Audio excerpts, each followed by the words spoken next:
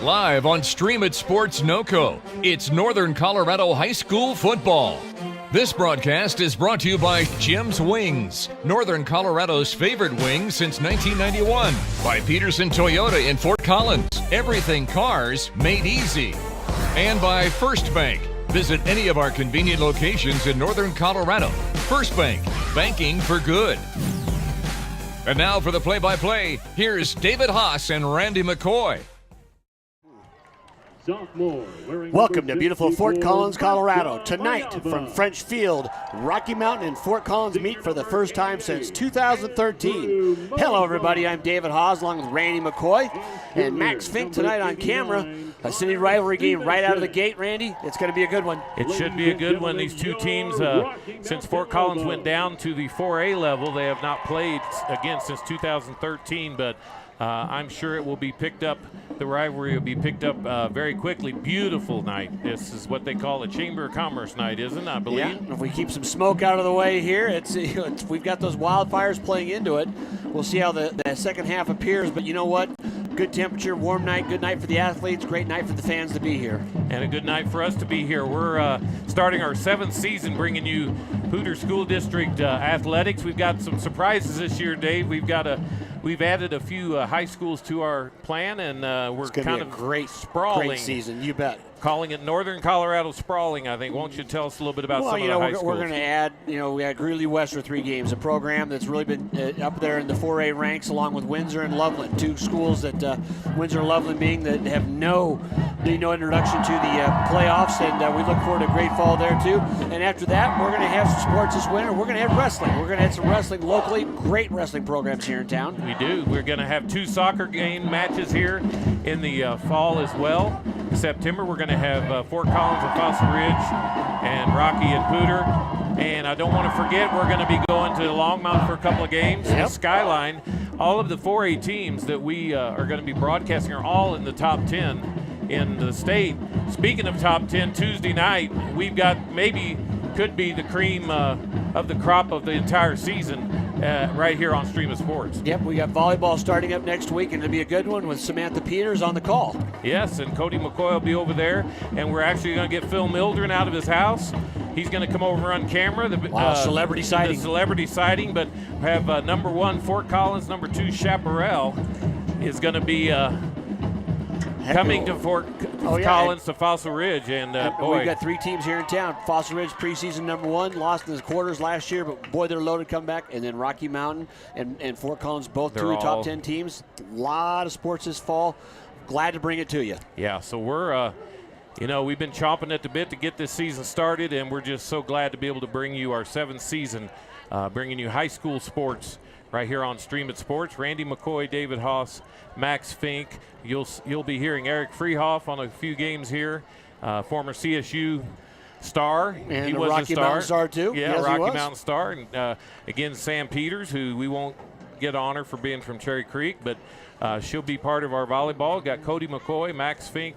So anyway, we've got it all lined up. All live. All live right here in HD. So get your Apple TV and watch it on that big screen TV, and we'll try to stay off the screen, which will be good for you guys. And let them know how they get a hold of us. How they get a hold of us. Our Twitter handles are right there on the screen. But let me tell you, we also are partnering with a network that is going to be broadcasting these games all across the country, ASBN.TV. So that's where you went to watch this. You already know that if you're watching us right now. And so it's a great partnership. We'll talk a little bit more about that as we go. So anyway, we're going to take a commercial timeout, and we'll be back with the kickoff right after this. High schoolers had to deal with much loss, most recently being the passing of Kate Pruitt. Kate taught us to be kind, loving, and to never give up. She will always have a place in our hearts. Good timing. Please keep her family and friends in your thoughts and prayers. As a symbol to honor, remember, and So it's playing. the members of the local family. It's playing on the national thing. Okay. But we don't see it. So On the count of 3, please release your balloons to celebrate their lives. 1, 2, 3.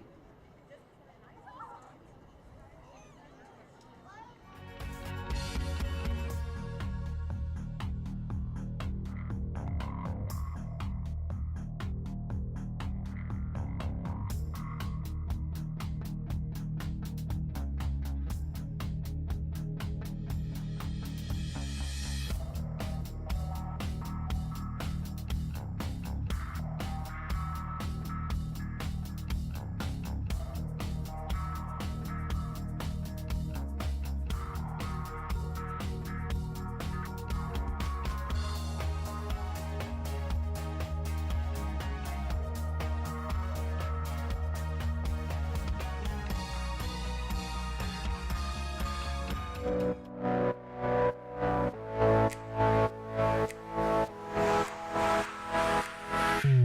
make my coffee at home. I cut my own hair. I buy in bulk. So do I. Jag tar med mitt eget godis när jag går på bio. I still use my parents' TV login.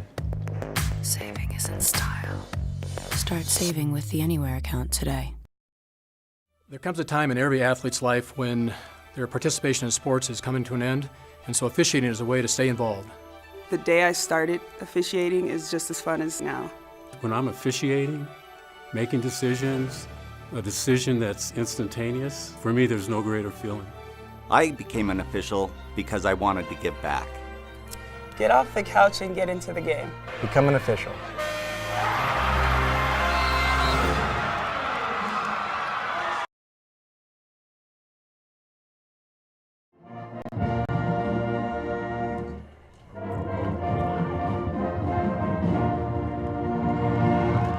There you heard the end of the national anthem there. It's from the Rocky Mountain Band. And you see the Lobos getting ready to come out onto the field in the first game of the year, Dave. Everybody's excited. Had a touching tribute to a young lady that passed away this week, a Rocky Mountain student of brain cancer, Kate Pruitt. Our prayers are with their family. And shows you the very, community very, schools very are like, sad aren't they? Situation. So we say a prayer for their family. So anyway, folks.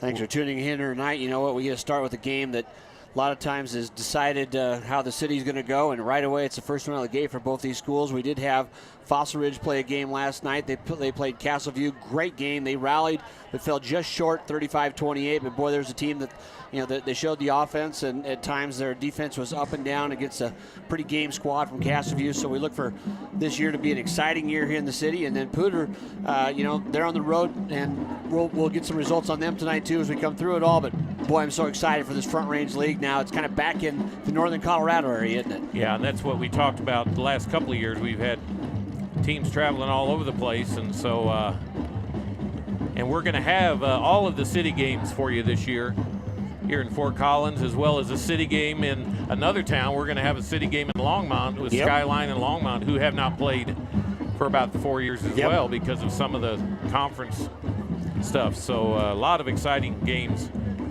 I'll tell you, a game I'm looking forward to is Windsor at Greeley West. Yeah. That will be a... yeah, we know Windsor, what they're all about. Coach Jones has got that program back and humming. He just took a short hiatus, back there again. We did their playoff game last year, so they're looking to pick themselves up from there. Greeley West, we saw last year, really young team, a lot of talented athletes, a lot of size. Yes. So we'll see how they progress too. Just tune in to NOCO Sports, follow us, find us, and we'll bring you all the action we can. But a good night here. The flag is just kind of blowing out of the north end zone, so the breeze from the south. Overcast with all the haze we got from the fires from California. It does affect our lives here in Colorado. Anybody taking a breath knows that. But a good crowd filling in across the way. You see the Lampkin student body, still a line of people coming through, and Rocky Mountain being the home team tonight here. They're filling up this side. The band, boy, what I always like to say, nobody has more fun than the band. And they're starting their year off too. And we talk about the athletes so much, but boy, the band, the cheer squads, the dance squads, they've been practicing all summer too, haven't they? Yes, they have. And as you see on the other camera shot, we've got the captains meeting at half court. Well, that was the last thing I broadcasted. Exactly, I think was a basketball game. So clear out the baffles. Exactly. Out there, captains right now, you can see for Rocky Mountain, their backs to you. Jeremy Reed, number 56. Number 44 is Jacob Bennett. 31 is Hayden Steffens, along with number 8, Calvin Brandel. We'll get those Lampkins captain as they reverse around there. Referee is tossed the coin. Looks like Rocky Mountain won. They're going to decline, which is the standard these days. Nobody ever wants the ball first. They want the option for the second half. And a pretty good night for seeing numbers. Yep. I'll tell you one thing, though. You can see right there the captains for the Lampkins, Michaelan Moore. They're one of the better athletes in the area. State long jump champion, too. Explosive athlete. He's in shorts. He's an athlete that we'll miss. Explosive athlete. We'll see him making plays later this year. You got to go with it and get out there, right? You got another injury you told me about with Rocky Mountain. Dalton Schroeder, an all-conference corner last year. He's out for the year with an ACL. That happened in the offseason, so those things do happen. Other captains over there for the Lambkins, number 3 was Michael Remmers, and number 63 out there also, lineman Jose Guerra. And I'm trying to find that last young man as he runs away. I'm not sure that was Josh Leone, number 73, I believe it was. So 2 veteran coaches, both have been in town, I believe, 15 years, Randy, and they know each other, both defensive-minded guys, as you see the Lobos hit the field. And we look forward to a pretty good game. And if you recognize that public address announcer's voice, that's TJ Frasco, our very own. You see on the other side, there go the Lambkins, so not to be outdone. Yep. Well, that's what a city game should be. Everybody should get after it, and as we're here to play, student bodies and those parents and fans all come out to support you. You hear the band going, and as I started with there, Randy, you got 2 coaches here. They're veterans in the town, been around longer than anybody else by any stretch of imagination, and they've got, they know each other, but there's that respect. They still want to take each other and make that test, don't they?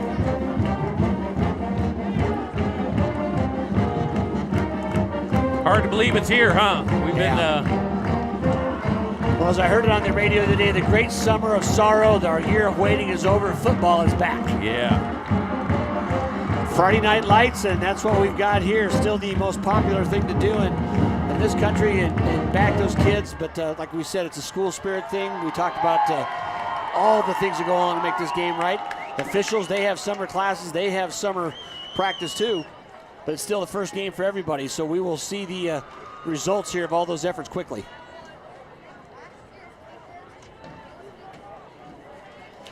Lobos will be kicking off from their 40.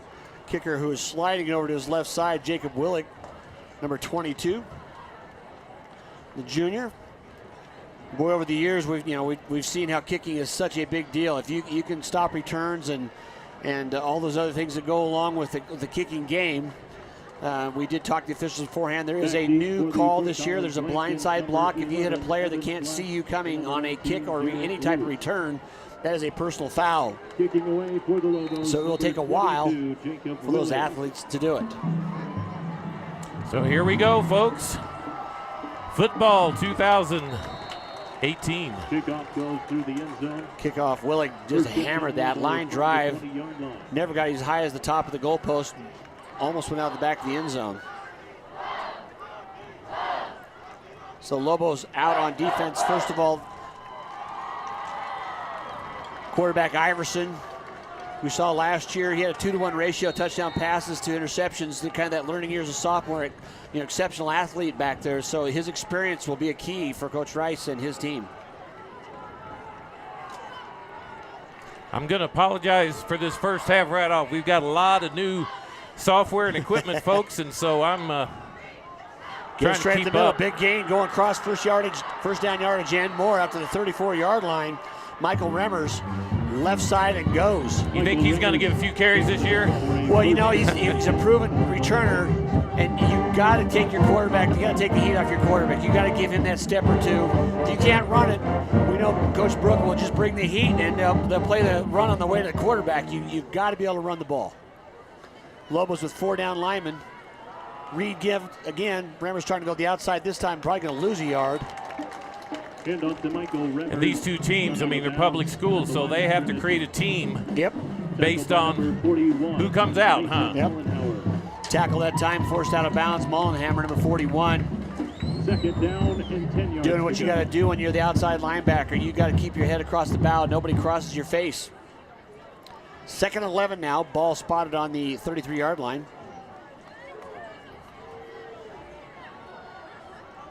Rocky Mountain backs off the 3-4.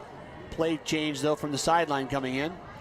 Twin receivers both sides, pistol formation. Iverson to run it. He's got nowhere to go. He's got a loss of about 8 or 9. That just didn't develop fast. Rocky Mountain had dialed up a blitz there, Randy. That play was too slow developing to stay away from the blitz.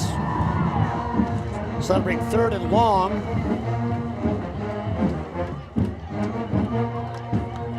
Lambkins need to get to the 44-yard line, past it.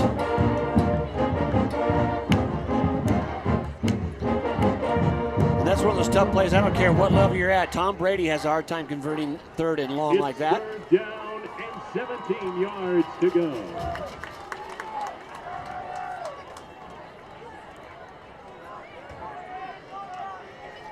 Hayden Iverson back, motion across. Remmers that way, trips to the far side. Give to Remmers, just trying to get some yardage back. And Rocky just kind of let the play come to them, didn't they? Yeah, you know, first thing you notice is the difference in how many guys are on the bench on the two teams. Yeah, I know, and I know that Collins they suit up freshmen, sub-freshmen, and that is a difference. You're exactly right. It's not a bad thing or a good thing. It's just a thing. Yep. Smaller school, the smaller group of people. And we had Fort Collins. They broke the huddle with too many players, so there's going to be a penalty. Participation fouls. You see the referee giving that signal across the chest. That's going to back them up 5 more yards. You can't break the huddle with 12. And that's the thing early in the season, isn't it? I mean, even though you've practiced, even though you've scrimmaged, you've talked about it. And there was a young man running off who wanted to be underneath the grass. Yes, yeah, exactly. And we got another penalty and a procedure call on the far side. Right now, it's just not the way you want to start if you're the Lampkins. Two non-play penalties in a row. Rocky Mountain's returner is going to be catching the ball near midfield. From the 20-yard line. 4th down and 14.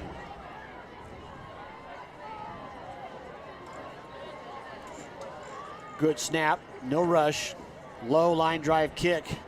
That went out of bounds, won't make it, just kind of pulled to the left side, non-return spot there at all. Back there was Angelo Vitano.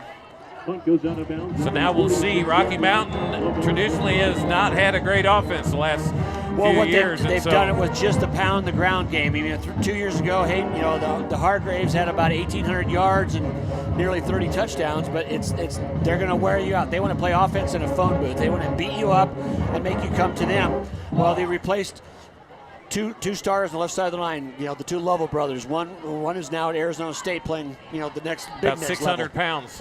Just about right, exactly. And that's the way it goes. Now we got a penalty after the punt, and it's going to back up the Lobos 10 yards. I missed the call there, but either way, it backs them up to their own 44. They'll take the field position, but not one they wanted to start with. Calvin Brandel taking his first snap. Pistol formation, offset fullback next to him, twins near side. I'll tell you what, the band is, they had a little Red Bull before the game, didn't they? They're into it. Motion coming across the formation. Reed gives straight up the middle. Gain of about 3. Nice job on the tackle there. That's called putting a dress on a pig right there, wasn't it? Yeah. You had the guy going across thinking it was going to be. Trying to make a linebacker float out. Float out there, and it's just a run up the middle. Yep. Adler gains about 2.5. Well, and that's what Rocky traditionally has done. They've kind of morphed from being the under the center and constantly just the quick dive play team to where last year we saw a lot more shotgun, trying to take advantage of the athleticism of their quarterbacks. 2nd and 8 now. Slot tight, offset pistol there, back to the left side. Brandel to throw. Man wide open. Didn't get it out in front of him. Pass intended for number 47, Jacob Chalkins. Chalkins was wide open there in the flat and just didn't get it out in front of him. But had pretty easy first down, but it's that first throw of the year, and he just kind of aimed it.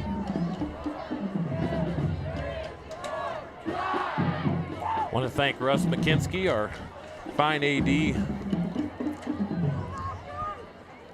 He's a busy man running this whole district as athletic director. Sean Terry, met him before the game. The Rocky Mountains' new athletic director, Skip Canoe for the Lampkins at Fort Collins. Trips is near side. Brandon will throw again. 3rd down. Pulls the ball down. He's got a shot at the middle. Makes one man miss. First down. He's got extra room. He makes the corner. It's a foot race down the sideline. Puts a shoulder down inside the 30, knocked out of bounds. That's a good play. He decided right away. Everybody, he looked downfield. All the defenders got their backs to you, and he made the move in the middle. And that is, especially in high school, because traditionally the quarterback's the best athlete on the field many times. So, hey, well, if you got the chance to run it like that, that's going to keep those linebackers from bailing out. That was a big play, gain of over 20. 1st and 10 Lobos inside the 30. 20 yards is 20 yards. Yeah. Well, it gets you out of the hole, too. You know, it's that first drive of the year. Get something done. Give to Adler up the middle. Gain about 3.5. Confidence is everything this first couple of games. You know, you're trying to figure out who you are as a team. And brought down by number 70, Andrew Van Orden. Boy, it is just a gorgeous evening. Van Orden on the tackle for the Lampkins. A little warm, but. Yeah, well, there's just a bit of a breeze, so the athletes down there find them. We don't have much breeze up here in this booth. No, we don't. Just the hot air that's that we generate. Coming from a couple of. Well, and a little bit next door, but. Yeah, well. We'll leave that. Yeah. Twins here near sides, both outside the hash. Fogging up next door there. Brandel starting count. Going back to throw, 2nd and 7. Got a man open there. You know, he could have caught it. Huh? He could have got it. Might not go there. He wouldn't go anywhere. Yeah, Crone was there, but great coverage up by the Lampkins. Number 24, the linebacker, read it quickly. And Brechik, excuse me. Well, he might be early in my new Caleb there, because it said BRLECIC, and I should have gotten that one handled beforehand, but I spelled it to make sure everybody at home knows we got him. That's one of those plays that you're almost better off dropping the ball because stop the clock at least, because you wasn't going to gain anything. Tight this side, 2 receivers. Single split to the top. Option left side. Brandel kind of telegraphed that one. There was nowhere to go there. You got to sell that one, and the corner came blitzing, and there was just nothing there that was going to be surprising. And Hayden Steffens on the side. That's he's walking it off, talking to the trainer right now. It looks more like an ankle kind of thing, and certainly what you want to see if you're the Lobos. Long field goal attempt coming up from Willig. So ball's going to be spotted at the 35, a 45-yarder. Snap, hold us down, lots of leg. Wow. That ball was 20 yards good. No doubt about it. So first score of the game, first blood goes to Lobos, 3-0. They leave here in French Field. You're watching Stream It Sports. We'll be right back.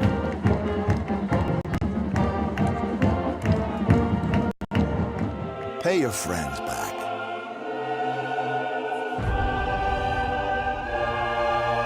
Before they pay you back. Zelle on the First Bank app. First Bank, banking for good. So we're back here, long field goal. And traditional, both these schools have traditionally had very good field goal kickers and punters, for all that matters. Yeah, we've had, actually this whole city has boasted a lot of great punters and kickers have gone on to play at the next level. And Willig, that one, there's a 45 yards in the book, but it had been good from about 60. Yeah, that was So the junior tees it up again, left hash. Lampkins, 2 returners back.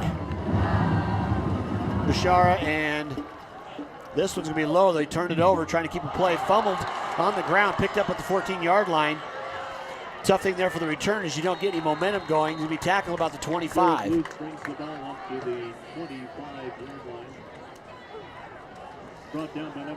And actually, the carry there was Garrett Luce, the junior.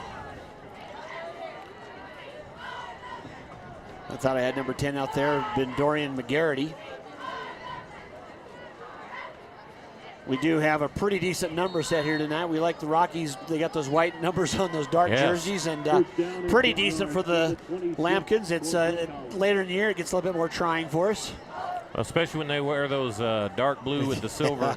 Exactly. Gibbs straight in the middle. Remmers picks his way through. Kind of met in the middle there by a host of Lobos. This might be the year of the running back after we saw a pretty good display last night by a young man from Foster Ridge, right? Bauerfeind just kind of had a coming out party last night and did everything he could to get the Sabercats across there. There was he had the runs, he had the speed, he showed some breakaway speed. He also showed the escapability, though several times I was watching, moved his way away from contact and he delivered the blow and then got away. That's just everything you want in a back. So gain about 1 there, 2nd and 9. Iverson rolls to his right. Better get rid of it. And he didn't. Backside sack, and that's just a hustle play by number 41. And that's Mason Mollenhauer, who had the tackle in the first series. Iverson probably should have known better. He probably. Well, you're trying to make a play. You haven't had anything happen. It's just your second series. Junior. Yeah. You know, it just he played last year, made big plays, but it's one of those, okay, I'm going into the sideline. It's a short field. I don't have much room. The field compresses, too, on that. There's not much of a window there, so the quarterback really didn't have the time to hold on to the ball, and Mollenhauer just ran him down from behind on the effort play for the sack, so loss of about 6. It's 3rd down and 5 yards to go. Iverson back to throw. Still looking downfield. He's going to be sacked again. And that was just an excellent effort there by number 11. Fortunately, he wasn't sacked 10 yards back. Yeah, Jeffrey Reich was battling the left tackle on a blitz. You know, I like the offensive lineman. He could have easily held right back there, and he did not. Yep.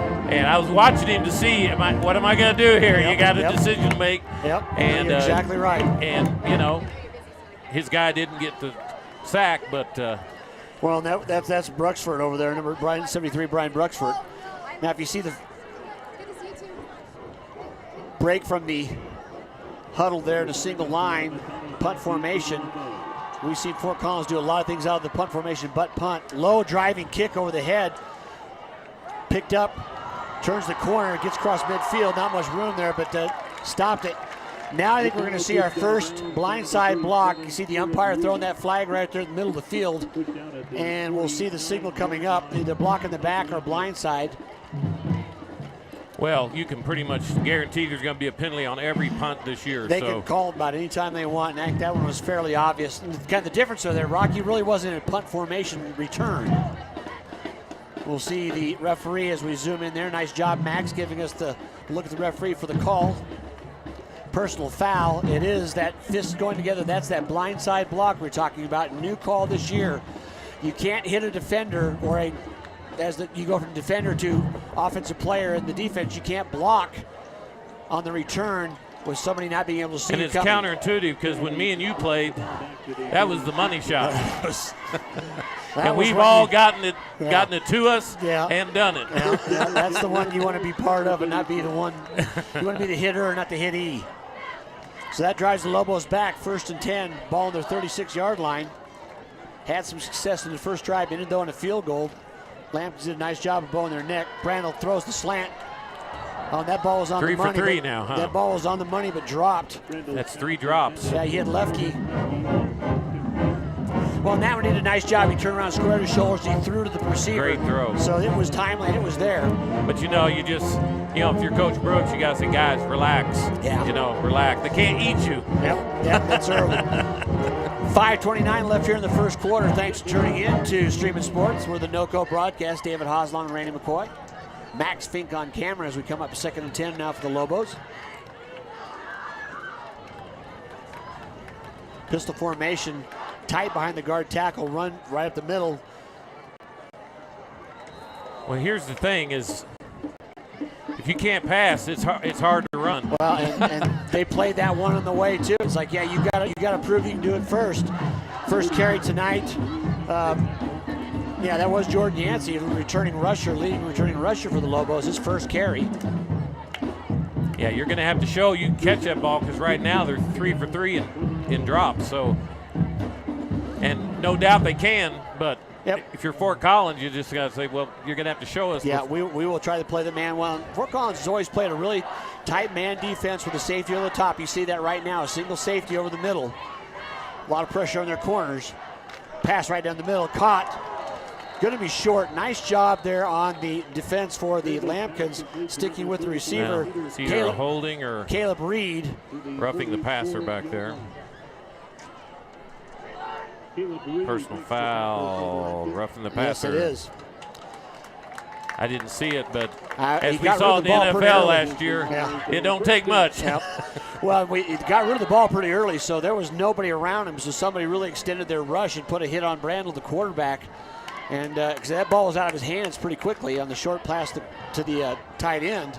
So tell us who the feeder junior high schools are for these two teams. Well, Rocky Mount traditionally is going to look at Weber and Blevins. Okay. And you got mostly coming to Fort Collins is going to be Bolts and Lesher, possibly sometimes from Wellington. Wellington does more of the Pooter kids there, so we're a growing school. And a few Prestons too. Yeah, the kids kind of come back and forth on the east side there. But like you said, they're public These kids schools. have been playing. They've known each other. Doesn't matter what school. They know each other at this level. 4 down lineman, blitz showing. Screen set up, tossed over the top to Yancey. Got some room, escapes one tackler. That's a pretty good call there. They got the blitz coming at him. And Brandel did a nice job of sitting and let the pressure get to him, didn't he?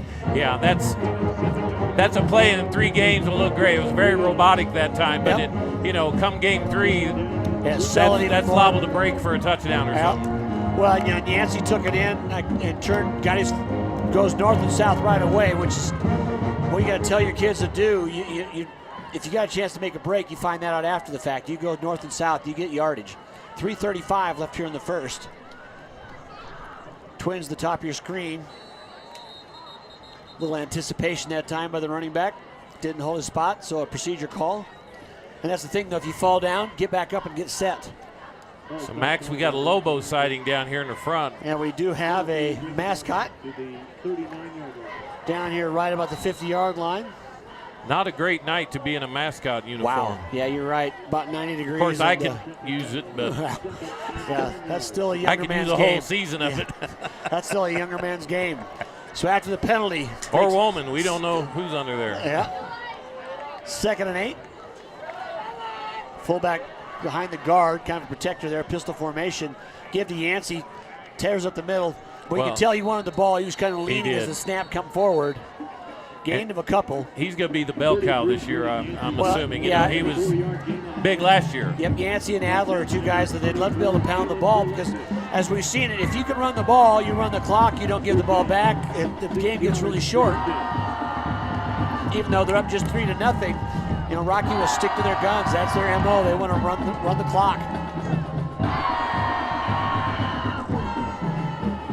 Great night here at French Field. 2:32 left here in the first quarter. Tell you what, man, that band came ready to rock and roll, didn't they? Been waiting all summer. Twins both sides, pistol formation. Yancey behind Brandel. 3 down linemen for the Lampkins, but they're all in a stand-up position. Quick out thrown. Will be caught.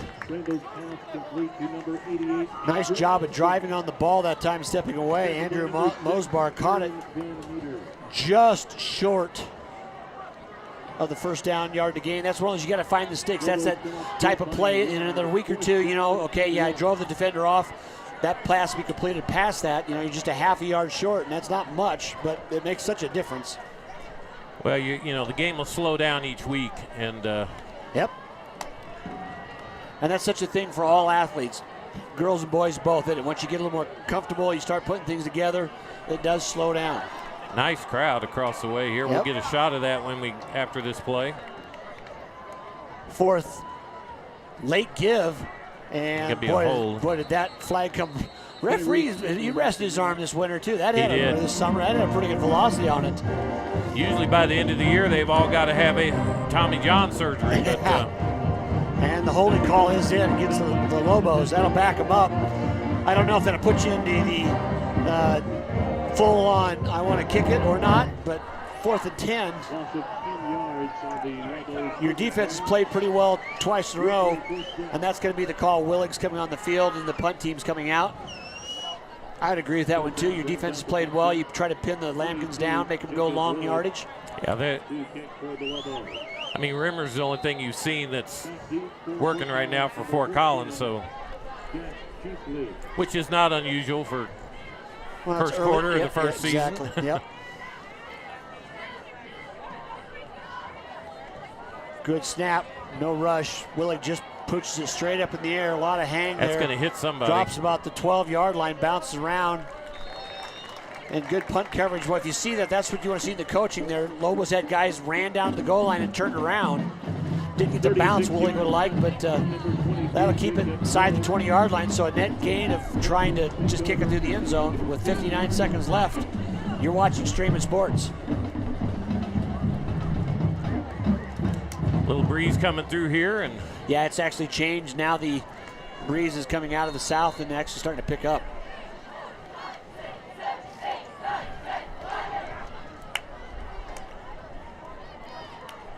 Lobos on defense out there. We just try to get these kids as we see them as they come through the season. But number 11 out there, Jeffrey Reich, we saw the sack he had earlier, 57, lining up next to him in the hand downs, Kevin Drum. Under center this time for the first time, Iverson. Delay, I formation, basically give to Remmers, spun out of a couple tackles. Nice job. And I'll tell you, part of that was the finish block by number 63 for the Lambkins. He stood by his guy who had a hand on him, and Jose Guerra just drove the defender off and got Remmers away, didn't he? Yeah, and that was football 101 right there. Exactly. Some of those other guys up front, 66. Brent Larson, number 70. Andrew Van Orden, 2. 73, we talked about before, Josh Leone for the Lambkins. Other down lineman up front for the Lobos, number 53, is Alex Hargraves. Familiar name. Yep. Pistol formation, fake the give. Iverson's rolling out, trying to find somebody. This is just a screen run option. Flag on the field, near side, likely be a hold. But that was the receiver on the far side, Randy, that was being blocked. The defender was being blocked by the inside receiver. He had the chance to either throw it or run it, but it just kind of kept going horizontal and never really turned up.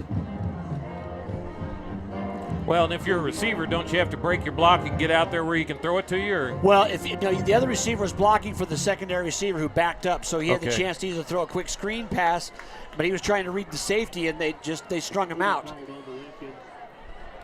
You know, if you're the quarterback on a play like that, I look down and it looked like Rocky had 12 men on the field. Yeah. They didn't, but it was so well covered. Yeah, everybody's in front of you, and that's when you just kind of take your medicine, turn it upfield, try to get something. The player's a penalty on the play. Rocky Mountain declined it, leaves a 3rd and 4 now. And that's going to be the end of the first quarter. Yes, it is. So after one quarter here at French Field, 3-0, Rocky Mountain Lambkins are trailing but driving, trying to get that first down. You're watching Streaming Sports. Come the last of our 2018s. Toyota's national clearance event is the best part of summer. And with super low APR financing and great lease deals, it won't last long. Oh, I'm so excited. You are not alone. Thank you, thank you, thank you. Mwah! Yes! But my job. Right now, get 0% APR financing for 60 months on a new 2018 RAV4 or get $2,500 cash back on RAV4. For great deals on other Toyotas, visit Toyota.com. Save on the last of the 2018s. Come in today. Toyota, let's go places.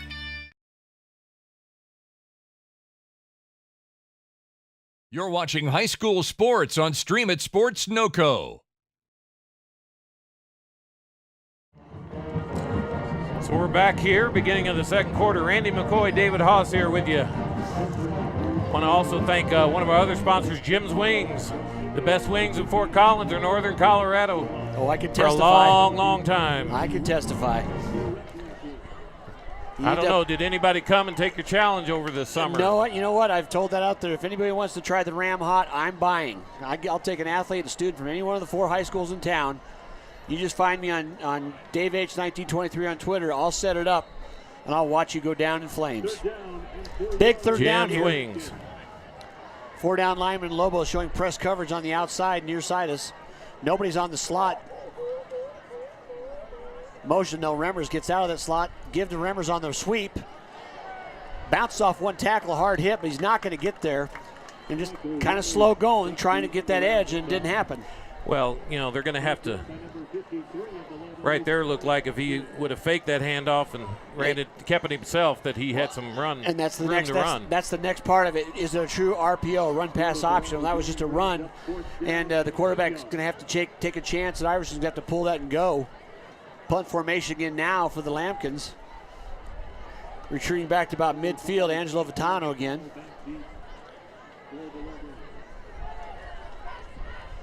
Low snap, high kick. Vitano's going back to catch it inside the 40-yard line. He's going to spin away from one. Gets a hand on another one, knocks the safe down. Oh, that's a good job down here, not going to the end. I'll tell you who made the smartest play on that return right here, number 34. For the Lobos, he could have put a block on. He could have. And he put his hands up because that rule, that would have just brought it back. Great decision making. And Vitano's able to turn up. He got his shoulders down north and south, didn't he? He just took off. You know, that's the most traditional punt I think I've ever seen from the Fort Collins Lambkins. Yeah. It's a good punt. Oh, yeah. But Vitano did a nice job as an over-the-shoulder catch going back. Turned around, showed some speed, stiff arm on one defender. And Crone Like I say, doing the smart thing, not doing it, gives the Lobos deep inside the territory. 1st and 10, 34-yard line, 33-yard line of the Lampkins. 11:06 here left in the half. They lead 3-0. Lampkins defense has been playing well. Both defenses actually showing their stuff early, which you kind of expect in first games. 3-down lineman pistol formation. And somebody flinched. Right when Brandel clapped for the snap, because they're doing a silent count, and somebody popped the clutch. So 1st and 10 goes to 1st and 15.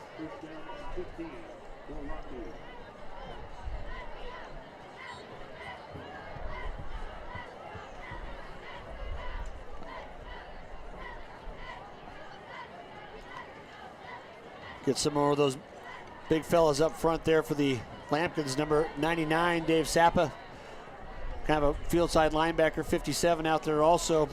Make sure I try to get those numbers before they help turn around. Near side corner too is number 12, Chris Aldana. Screen pass trying to come in, and that's just plain knockdown. That's a great defensive play by number 70, Van Orden. Van Orden came up there and he knew he couldn't get to the quarterback, so he did what a defensive rusher should do, gets his hands way up in the air and knocks the pass down. So kind of a bubble screen trying to come across the inside for the Lobos, well defended by the Lampkins. Others out there on defense for Fort Collins, 24. Caleb Rudgicks. And I think that's also, we also got Hayden Iverson out here playing both ways, unless I've got two 18s, but making sure I get those numbers correct. No safety over the middle of the field, single receiver down here.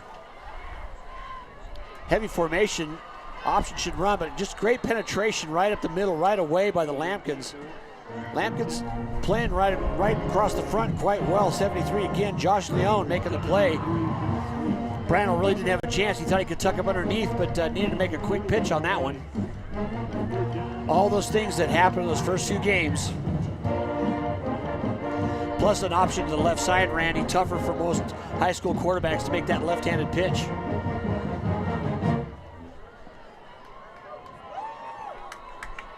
So 3rd and a whole lot. Lampkins don't want to give up the first down, but if you're the Lobos, you get 7 or 8 yards, you're certainly in Willig's range. We already saw that from the first kick he made. Resetting far side, crossing the formation, number 88, Andrew Vosbar. Receiver all by himself up at the top. Snap, blitz coming, picked up. Brown's got time, he's going to get outside the pocket, sees a man short. You know, he did a nice job of just getting to the open guy, didn't he? Great play. Connor Stevenson there, number 89, takes it, goes upfield. Good patience. When you take what the defense gives you, they did a nice job. They weren't going to give it over the top. You gain that 8-9 yards to give your field goal kicker a chance. We've already seen there's plenty of leg. Well, and this is going to be a 6-3, 10-3, most likely. I mean, you know, you're starting to look at it that way. This ball's going to be marked just short of the 40-yard line. Snap down, kick is up, certainly long enough to be hooked left. They were kind of in a rush, weren't they? Well, and it got windy all of a sudden there too, so he was kicking against the wind. Yeah, that tape, and the ball turned over and it died down. So he didn't kick it like that. There. That was wind induced. And it's high school football, so taking a long field goal is not nearly the risk as it is in college or the pro level. The ball goes down to the 20-yard line. So it'll be 1st and 10 Lampkins. The long field again, though, they need to drive it the 80 yards for the touchdown or somewhere near enough to get to tie this game up 3-all. Want to thank our sponsors, First Bank and Pedersen Toyota. Welcome back. Thanks again helping us bring these athletes and all those involved in athletics and the event every evening we get to bring you. No backs, trips the far side. Iverson back to throw right away. Looks right side, hits the slot. Good throw, good catch, immediately tackled. Tackled that time by Austin Omolka, but not for a pickup about 8. About as good offensive play as the Lampkins had in the last 2 series. Brings up 2nd and short.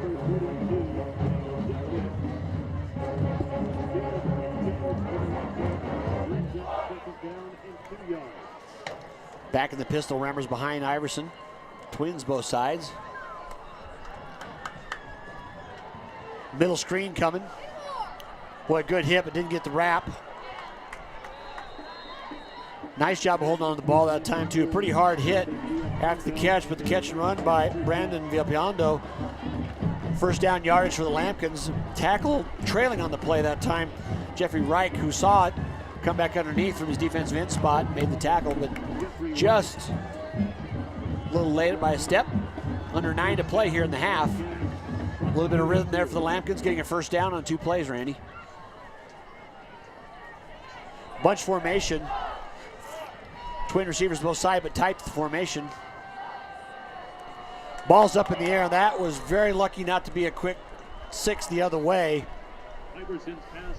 Tony Wan there, number 15, saw it coming. The ball just kind of sailed behind him. And that's the timing thing, that early in the year, the passing game just not quite in sync. Both receivers within about 3 steps of each other. Defenders had that blanketed pretty easy. Stops the clock with 8:41 here in the first half.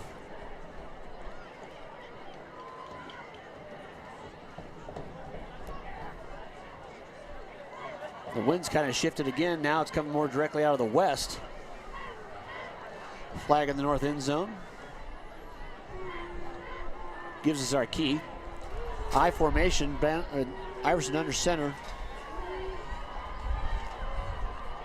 Give to the fullback, trying to just get a little trap play. Rocky pretty much stealthed at the line of scrimmage. Would be no gain. Just tried to run a quick hitting trap play.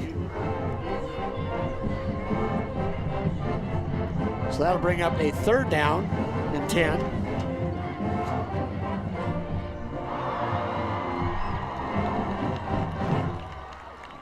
It's 3rd down and 10 yards to go. So pistol formation again. 2 receivers near side. Villalpando in the slot. Tight right side.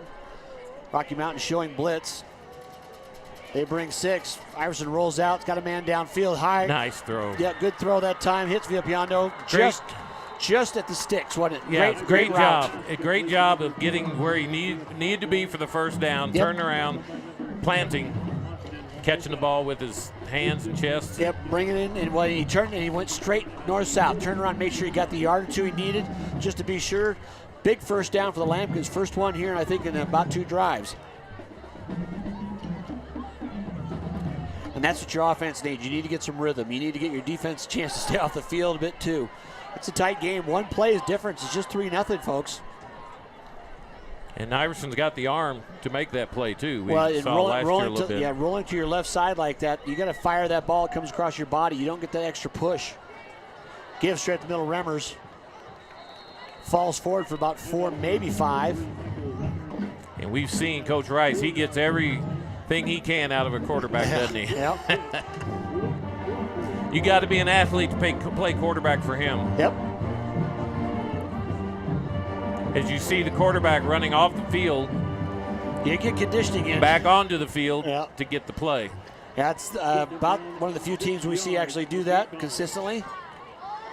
See a few college teams do it, but they're only one-way players. You know, that's a little bit of a difference there. But yeah, he's got a chance to get on there. Trips far side, 2nd and 6. Roll right. Down the slot. Boy, that was a good throw. I mean, just it's a little over him. Just sailed a little bit, and I don't think the receiver was quite ready. He didn't see it. He was open, but didn't realize he had the gap there. And Iverson recognized it early, went to the right choice. I think the receiver had turned. He could have turned around and had a chance to twist his body, get hands on it.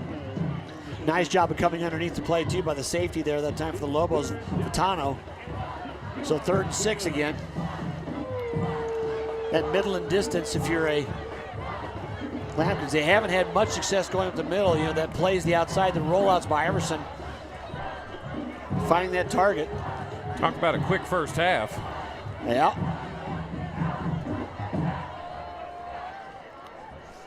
Straight man defense for the Lobos.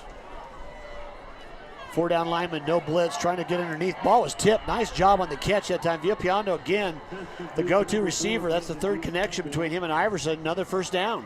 Talk a little bit about, you've coached at the middle school, high school level. Talk a little bit about this first game. You kind of find out who your players are, don't you? Yeah. Because you can watch them in practice all day, but some guys bring it in practice, they can't do it in a game, and vice versa. Something about live fire. Every athlete, every sport's and that way. we've just seen a couple of passes caught by a young man that Biondo, and he's just starting to show it. He knows what he's doing. Yep. Well, and there's that confidence. Every quarterback, it just kind of happens that way. You got a receiver that you got confidence, you'll go to him. Give to Remmers picking his way upfield, squirts around a couple people. I don't think a couple guys even knew he had the ball. And that's a guy that Coach Rice knows what he has with that. Yeah, well, Remmers. just a tough, strong runner. Nice job getting lost in the traffic there and just dive forward. Gained about 3 when he was hitting the backfield.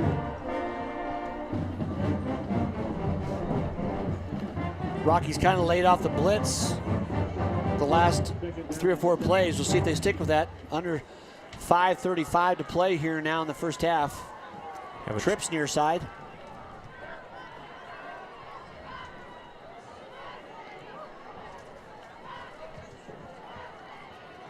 Remmers ball up his right side, gets outside, got the cut, spins around near first down yardage. A nice bounce to the outside, wasn't it? Yeah, and he's, like you say, he's really close.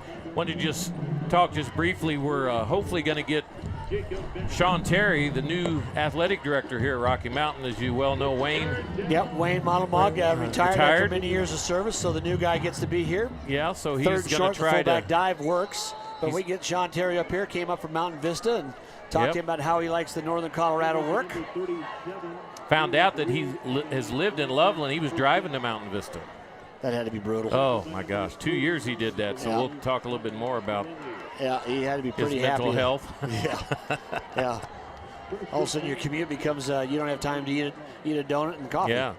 So this is his first football game as the athletic director for the Lobos. And it's easy to tell where he is because he's going around like a pinball machine. Yeah, he was hustling. 4.5 to play here in the first half. Lampkin's best drive of the night, three conversions in a row.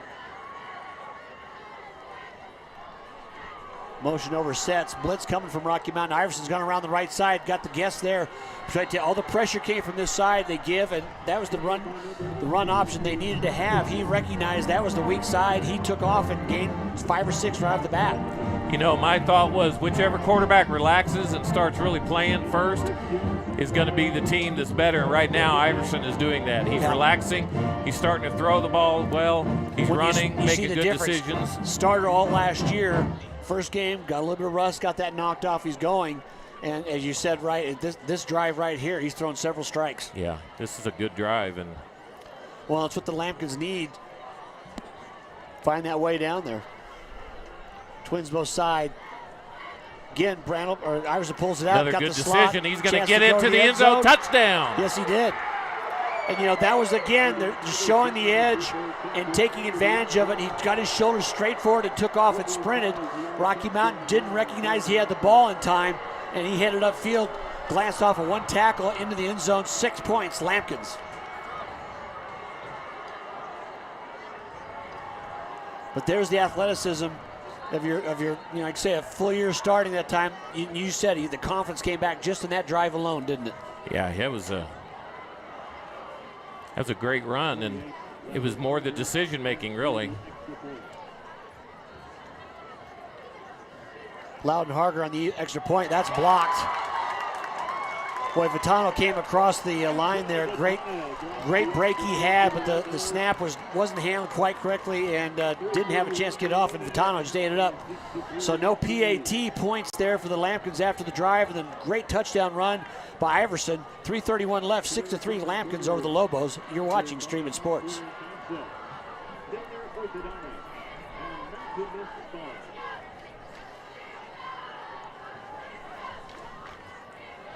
You know, the best thing I liked about that drive and that last play was just how relaxed Iverson was while he ran the ball. Yeah.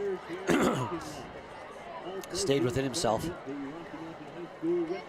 6-3 our score. From beautiful Fort Collins, Colorado, Randy McCoy, David Haase here with you. Camera work tonight by Max Fink. And I made a mistake with Russ's last name. It's McKinstry.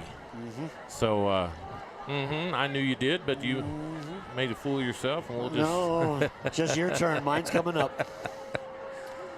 So anyway, don't try this I at home. apologize to Russ. I mean, he got us new chairs here. I can't be we're mispronouncing his last name. This is lap of luxury. Before you know it, we're going to get some lights on in here. So. Yeah, we're that eyesight challenge age anyway. It's like, yeah. Do like these programs now, they got the bigger font. That is a real thing, folks. You wait, if you don't know what I'm talking about, you will someday. So here's the kickoff. Forgot to mention, we play 4 12-minute quarters here in Colorado high school football. Furtado back, going to take the ball about the 10-yard line. Ball hung in the air nicely. He's trying to find an alley, makes one cut up field. Couple arm tackles up high. You can't do that to a returner very well. Ball out past the 25. He's been their best offense so far. Yeah, exactly right. Yeah, they haven't really found the rhythm. You know, we talked about all those new linemen, you know, guys making their first run out here for the Lobos. See Tyler Kimball out there, 76. Ernesto Martinez, 74, 71. Also crossed there, Matthew Maiwa. You've got to find, you know, your rhythm. It takes a while just to bring it. This place is filled up, I'll tell you. Jeremy Reed out there, right tackle, 56. Yeah, we got a nice crowd along the way. A lot of Lampkins over there. This side on the near side, very full. Lampkins 4-down lineman, blitz coming. Give Yancey met in the back, and they're coming. There, you said it earlier, Randy. Until Rocky Mountain proves they can complete a pass, yeah, they're going to play the run on the way to the especially now. You know, if you're a coach, you just saw your team drive all the way down the field. So now you're thinking, well, you know, we probably might be able to score 14 or 21 now. So you're going to take, now you're going to be even more like that because if they do happen to score a touchdown, you know you can score before. Smell a little blood in the water. Yeah. Pistol formation now. Gaining maybe a yard, just barely got it off the sticks. Give him straight up the middle, cut. Yancey picking his way along the way, spun out of one tackle. Brings up 3rd and maybe 4. He got a little bit more out of that. You kind of thought he was going to hand the middle there, but interesting call coming up here. We haven't seen Brandel pull the ball back and run on an RPO yet.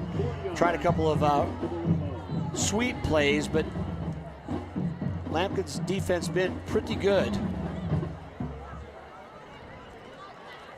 Single receiver near side, Twins above.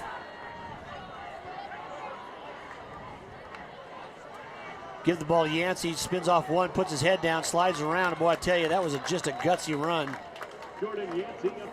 And got the first down. The tonic the Lobos offense needed. Stay out there for more than 3 plays. 2 minutes to play and running. Nice job on the chain gang across the way. Boy, they got that pole planted and moved it along. Efficient crew here tonight, veteran guys.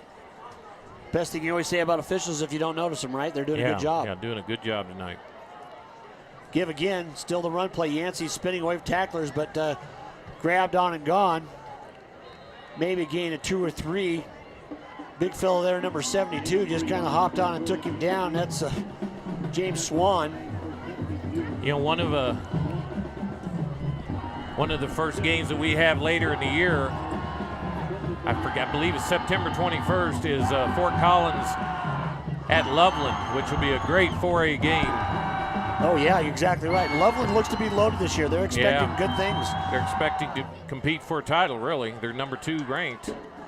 But Fort Collins is starting to impress me a little bit here. That's on the ground. Boy, I would take that. That's going to be a fumble, picked up, recovery, going the other way, and yes, it is. And the official's right on it. Yep. He didn't doubt it. He didn't. Nope.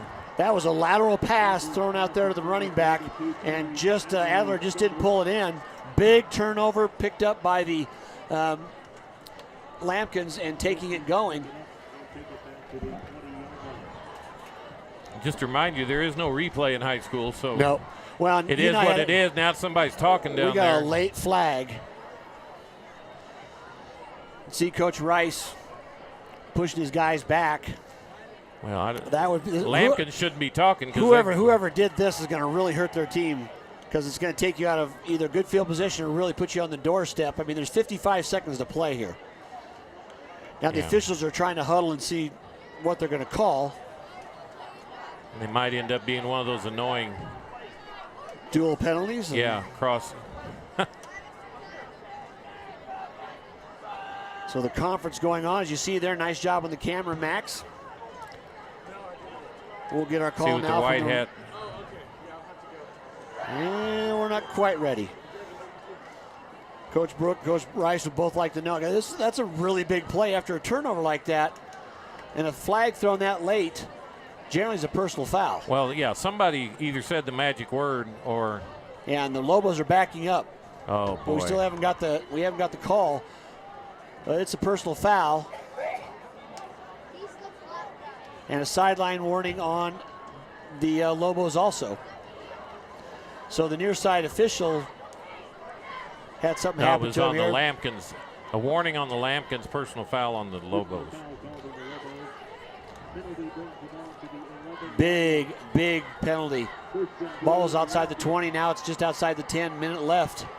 You know, that's what sports is supposed to teach you. You know, there's good and there's bad, and you got to keep your composure. Yeah, exactly, when things happen. So Lampkins, big chance here right before half, add to their lead. Good handoff straight up the middle, just driving forward, gain of 2 or 3. Both teams haven't used a timeout, and we're going to get one used right there by the Lampkins. They lead 6-3. We'll be back after the timeout. You're watching Streaming Sports.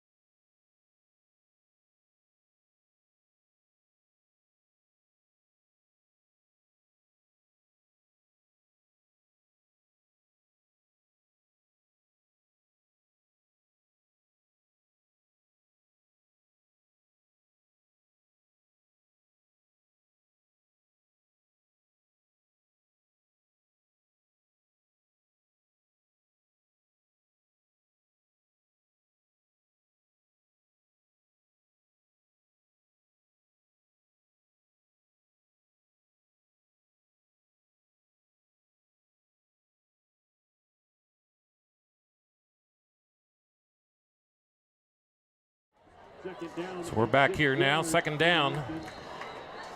No backs, Randy. Interesting call. 46 seconds left here. Still 2 timeouts. I almost got to look at this. Could be a handoff. It's a fake. Iverson takes the right side again. Makes one tackler miss. Got to look at the end zone. Spins around close. He'll be about the 1 yard line. And the clock is stopped again. Timeout called. And actually, that was kind of a quick one. You know, you got 3rd and short, but worst thing you could do is score and give the other team a chance to run something back. So timeout taken again by the Lampkins. We'll take one too. You're watching Streaming Sports.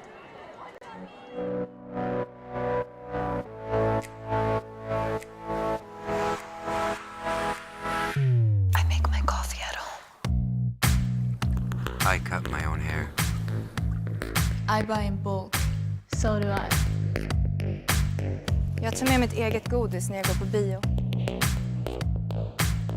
I still use my parents' TV login. Saving is in style. Start saving with the Anywhere account today. So we're back here now.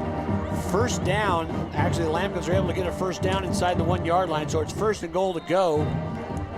37 seconds left here. You know, I can't imagine anything but Remmers getting the ball here. I mean, Iverson's had the first touchdown. Boy, to get one here after the turnover to convert like that right before half, what a plus for the Lampkins. Iverson under center, trying to make that play a little quick hitter. Remmers right behind him, just short. Motion, heavy right side. Give left side, it doesn't matter. They're going to have motion, it's going to come back. It's going to be 2nd and 6. He was in the end zone, but they're going to wave it off right away. Got a little too anxious, illegal shift, 2 people in motion. Ball be spotted back at 6 yard line. The clock does stop after the penalty, so still 33 seconds left till they spot it. We talked about it, you know, it's that first game, isn't it? Yepper. So play coming in from the sideline.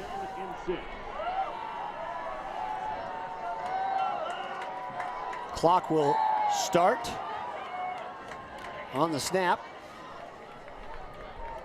Pistol formation, Iverson back to throw. Screen pass coming inside, ball's knocked to the ground.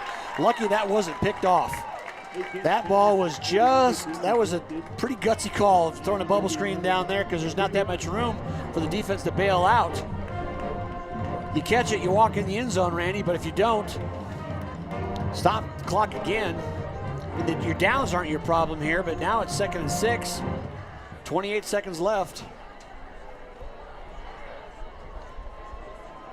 You got one timeout left. If this is not a run play, I'll probably have to put the headset down and walk away. Pistol formation, offset fullback right next to him, shift the receivers, strong left side. They've done their best work on the weak side though, Randy, on the runs. Play change coming from the sidelines. Running back got a little head start there, and that kind of telegraphed the play. Bremer started leaning there, and you could tell Rocky Mountain just swarmed there. Coaches might have said, you know what, we're used to that weak side play too. They come running up. And the Lampkins will take their third last time out of the half. 22 seconds left. Big play to come back to. You're watching Streaming Sports. There comes a time in every athlete's life when their participation in sports is coming to an end, and so officiating is a way to stay involved. The day I started officiating is just as fun as now. When I'm officiating, making decisions, a decision that's instantaneous, for me there's no greater feeling. I became an official because I wanted to give back. Get off the couch and get into the game. Become an official.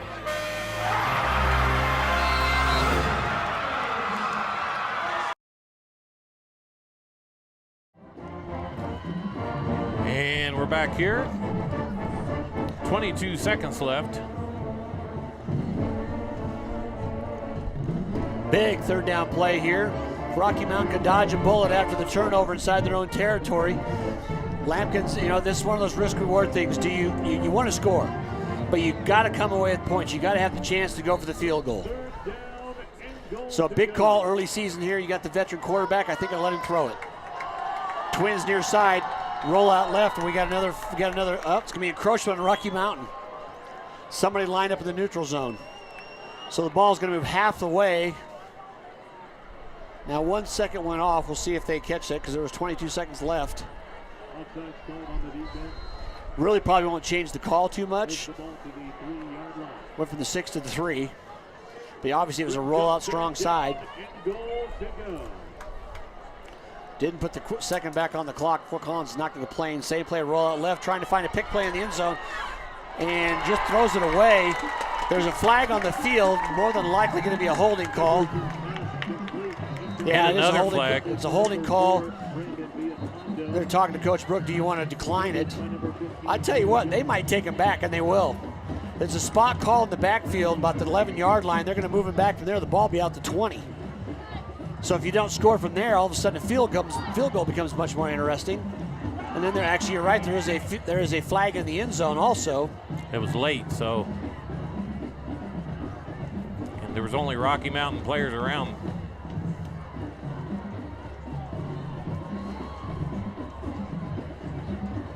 So blocking the back and holding both calls on the Lampkins. So the pick play in the end zone is what they're trying to run there. It's just kind of a block in the back, and because all of a sudden there's a scrum and one player kind of came out of it, and that's that early season timing thing. So 2 penalties on the Lampkins with 3rd and goal to go. Rocky Mountain will obviously accept the penalty on the spot foul on the holding. Brings back 3rd down again, but the spot foul moves them back outside the 20 to 21. So it'll be 3rd and 21, or 3rd and goal to go from the 21. And the emotions of a high school game right here. Fort Collins can make something happen here. We crowned the Lampkins a little too quick on their offense, didn't we? Yeah. Lobos just 4 down linemen, kind of playing a screen over the top. You just can't give up the touchdown. Faked it, trying to throw the fade past the end zone. And going to be an interference call about the 1-yard line. That's a tough one because the receiver turned around and just stood there. The defensive player stood there. The receiver tried to come through to get the ball. The side judge threw it. He's talking to the back judge right now. It's just, did he put his hands on and stop Still him? on the 1-yard line. Yeah. Well, it's a line of scrimmage penalty. Oh, okay. But they're talking about it. And we shall see. Yes, it is going to be a penalty call on the Lobos. Boy, that's a tough call with Yeah, well, that's 8 seconds left. That's the hardest thing to do when you're on an island by yourself as a corner, that fade past defender. He just stood there, but you know what? You push off, it doesn't matter. If you got position, you push off. That doesn't, I mean, it's not a huge break as far as the down. It basically puts the ball back where it was again. Actually, they got an 11-yard penalty out of it. Got it down just inside the 10 on the nose of the ball inside the 10. Still third down. Bottom line is Lampkins have got to make a play. Well, yeah. If they want to. Well, and right now it's 3rd and 8, so this is going to be a pass play. You know that because they don't have time to get out there on the run play and kick a field goal. Twins both sides. Bremer standing behind Iverson. Fake the pass, throws a short on the outside. That ball had no chance and was lucky it was down low because the corner broke on it. Iverson ends up on his... That could have been a touchdown the other way. That could have been a 96-yarder. The wrong way for the Lampkins. Broken up by number 18. And I think we're trying to figure the number out there. Number 19, that was James Chavez out there. And he got redemption for on the call prior to that. Now, my bias is going to come out as an old DB. You know, you got to give a chance for the guys to go get the ball, but they showed him extending his arms. So Rocky Mountain takes the timeout, which I don't think that Lampkins even trotted out a kicker. So we'll take a short timeout. We'll be back with the score, 6-3, Lampkins ahead.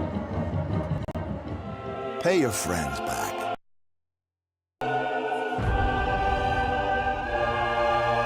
Before they pay you back. Zelle on the First Bank app. First Bank, banking for good.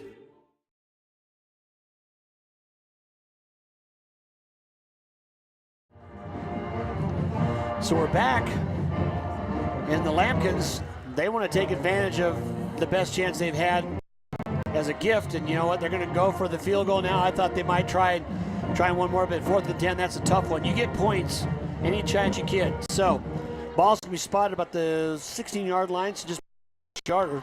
Not a long field goal. First one, the PAT was blocked. Loudon Harger, the kicker. Wow. And got that one, much better snap and hold that time, up and through. So coming away with points, Lobos didn't give up the touchdown, which looked almost imminent, but they still trail 9-3 as time expires here in the first half.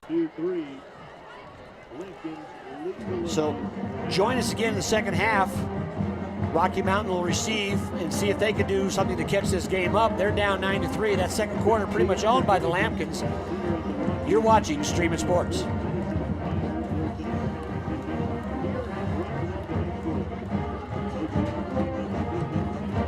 Last of our 2018s. Toyota's national clearance event is the best part of summer. And with super low APR financing and great lease deals, it won't last long. Oh, I'm so excited. You are not alone. Thank you, thank you, thank you. Mwah! Yes! But my job. Right now, get 0% APR financing for 60 months on a new 2018 RAV4 or get $2,500 cash back on RAV4. For great deals on other Toyotas, visit Toyota.com. Save on the last of the 2018s. Come in today. Toyota, let's go places.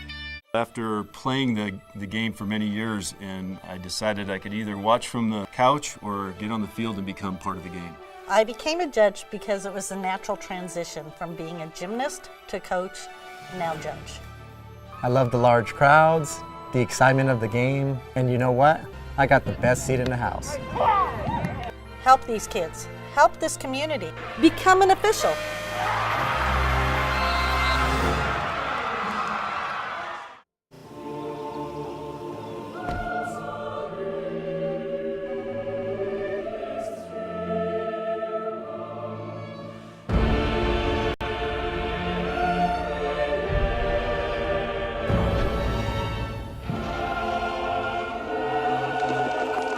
Pay your friends back before they pay you back. Zelle on the First Bank app. First Bank, banking for good.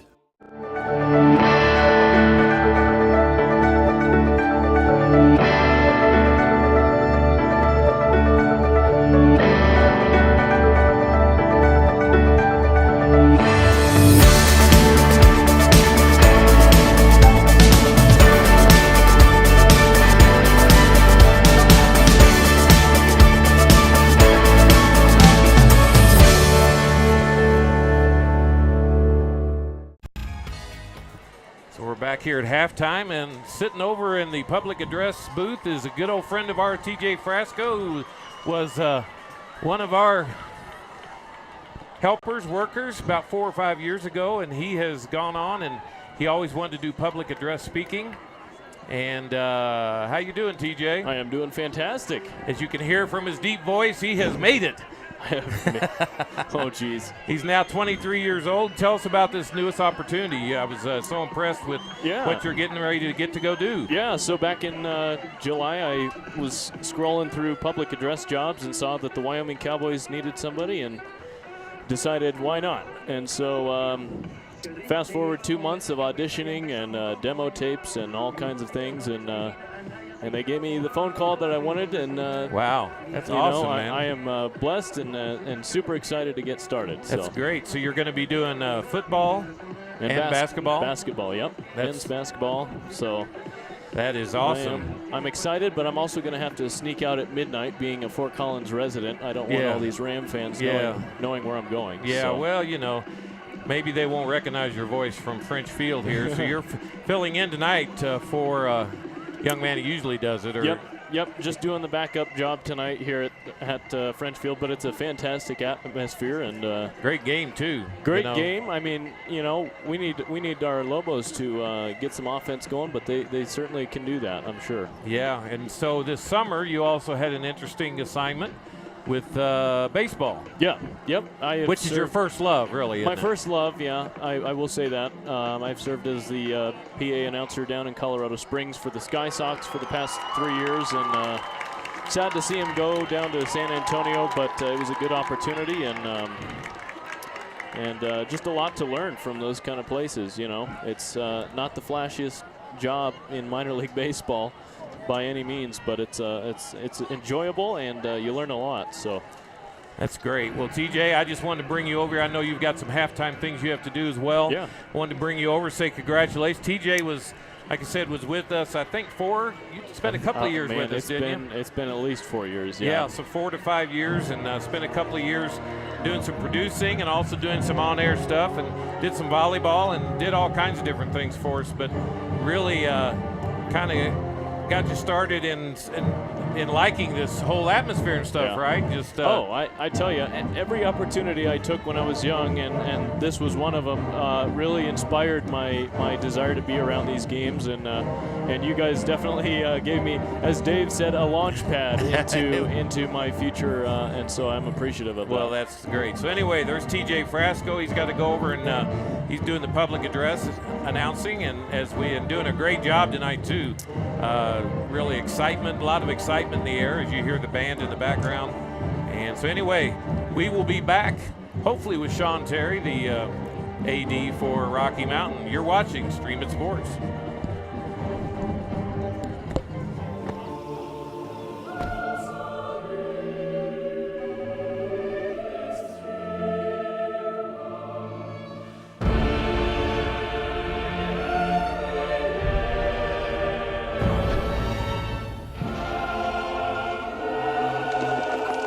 Pay your friends back before they pay you back. Zelle on the First Bank app. First Bank, banking for good. Here come the last of our 2018s. Toyota's national clearance event is the best part of summer. And with super low APR financing and great lease deals, it won't last long. Oh, I'm so excited. You are not alone. Thank you, thank you, thank you. Mwah! Yes! But my job. Right now, get 0% APR financing for 60 months on a new 2018 RAV4, or get $2,500 cash back on RAV4. For great deals on other Toyotas, visit Toyota.com. Save on the last of the 2018s. Come in today. Toyota, let's go places.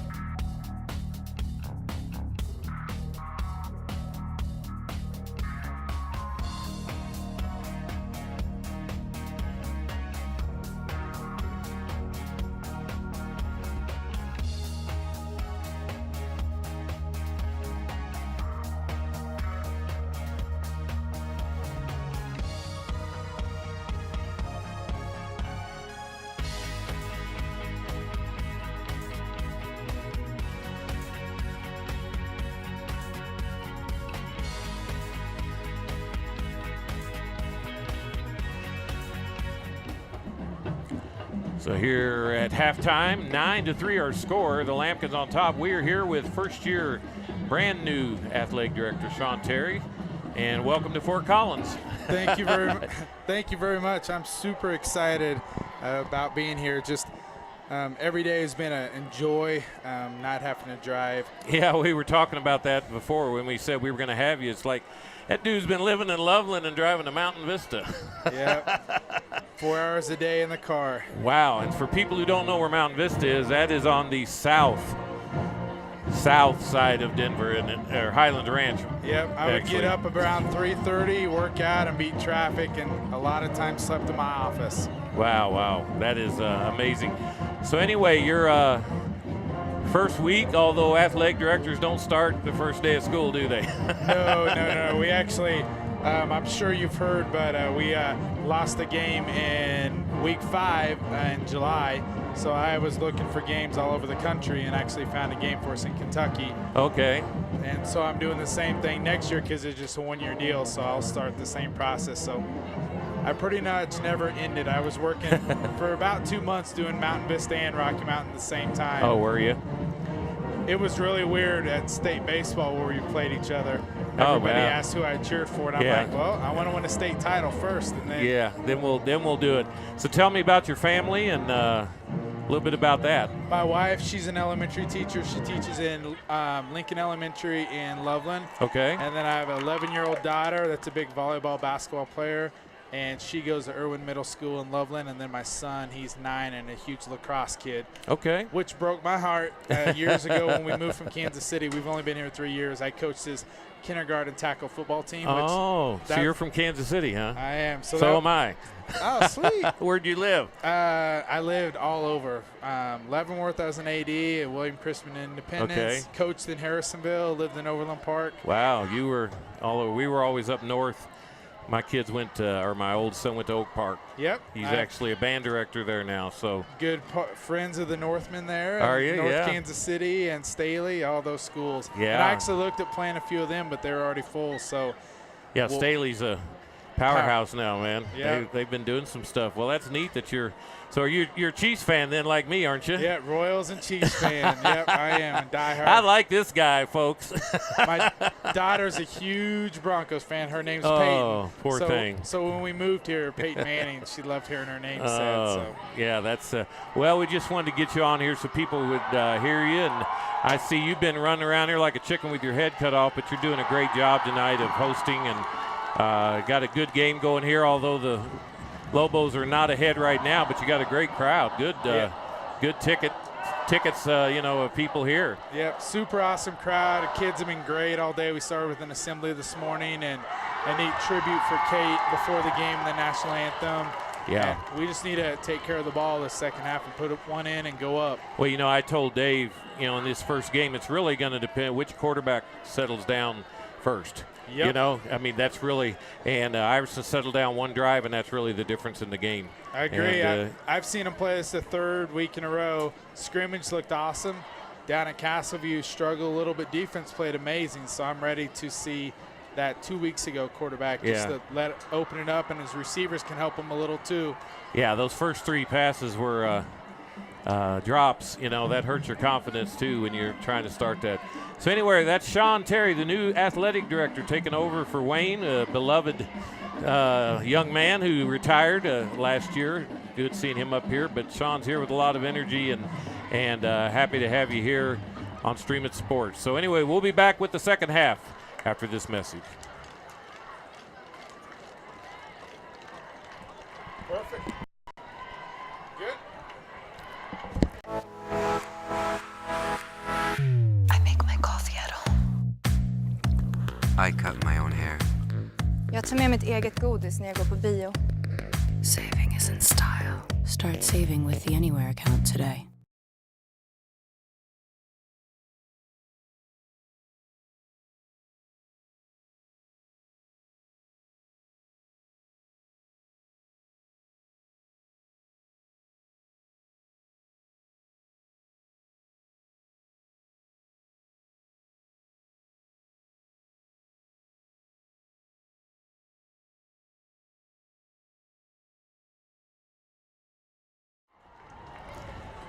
So we're back here. Good to talk with TJ Frasco and then Sean Terry, the new athletic director for these Rocky Mountain Lobos. Yeah, full-time experience. You don't. It's not a 9-to-5 job, is it? No, it isn't. And there wasn't a real quitting time either, he said. Yeah, the clock doesn't go off. Under a minute here in the halftime prep. You know, a very close-fought game. A big turnover at the end of the half after Lampkins drove the field. Basically their only continued offense the first half. They strung together, scored a touchdown. Great run by Brandel, who kind of came alive in that drive, didn't he? Yeah, he did. And then they got the break of a Rocky lateral pass that was fumbled, took it down. Lobos kind of bowed their neck, forced about a 20-minute goal line stand there in the first half, and the field goal was good by the Lampkins. So they did have, got away with points. They lead 9-3, but it's a one-play game. Yeah, and it's, Mr. Terry, Sean also agreed, whichever quarterback really can settle down and play is who's going to probably pull this game out. And so, and that difference, Brandel had a couple of starts early last year, and then returning senior got the spot back after being out for a few games. Iverson started the whole year and had the whole offense. And it just, the juices came back. Well, Rocky won the toss the first half, elected to defer, so they're going to get the ball here to start the third quarter, just what you want to do. And they had some success early, just didn't string together long enough, and credit the Lampkins defense for that too.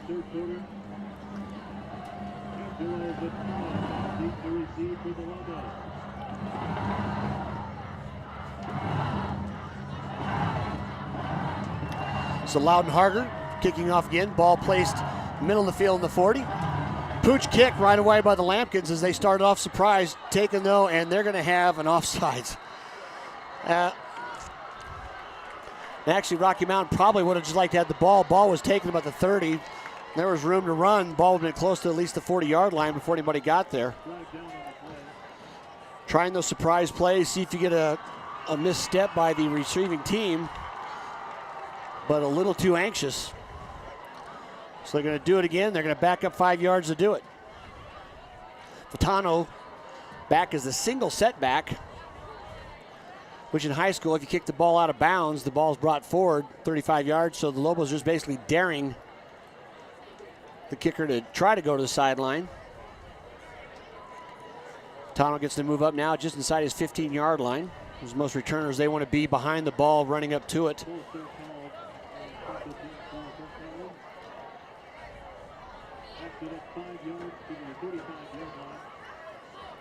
So Harger will tee it up again. 9-3 after 2 quarters played here at French Field. A big drive by the Lampkins, led by the throwing and some of the running, and the final run by Iverson. The difference so far in the game.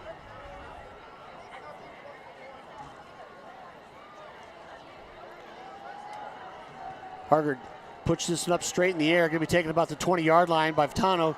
Trying to find a seam, cuts up field, gets tripped. Had an angle. Boy, if he didn't get his ankle down, he knows it too. Gets up, but a great job of somebody getting in the seam, tripping him up. Gets out close to the 40-yard line. Depends where they're going to spot his knee. 37-yard line near hash. Lobos will start.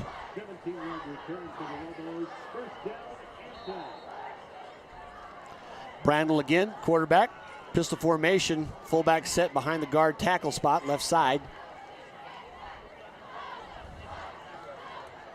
Lampkins did a good job of stuffing the run as the game along. Handoff Yancey, nowhere to go. I think it's going to have to be an option to have the quarterback run or pull it out, but that was definitely a run the whole way. And the Lampkins played it like that. They had 3 people waiting for him. So 2nd and 10, maybe lost a step. Still here in the left hash. Great crowd here tonight at French Field. Thanks for tuning in to Streamin' Sports. David Haase, Randy McCoy, Max Fink on camera. Phil Mildren manning the headquarters in Denver. Trips top your sides, flanker tight right outside the tackle. Roll out right side by Brandl's going to have to find a seam, get rid of it, slips by, but trips down. It's going to lose about 5. So nice job by the Lampkins defense. Pursuit that time, cutting down the angle. Quarterback had no real chance to get outside. That'll bring up a long 3rd and about 14. They need to get out past their own 47-yard line for the first down. And the passing game has just not been successful so far this game tonight for the Lobos. Twin receivers near side, single up the top, pistol formation. Tight end near side. Seam pattern throwing down the tight end right away. Almost hits him in the helmet.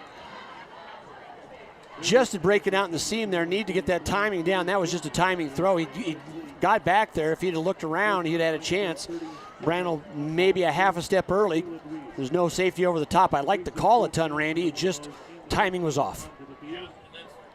That's what you're going to get, obviously, this first game, but you hope here in the second half they're able to that would have been a few things together. Just a half a step more on the ball and half a step waiting to throw it. It'd have been a foot race because he'd broken behind the linebacker. Lampkins don't play that safety over the top of the middle generally. So Wiggler back to punt now.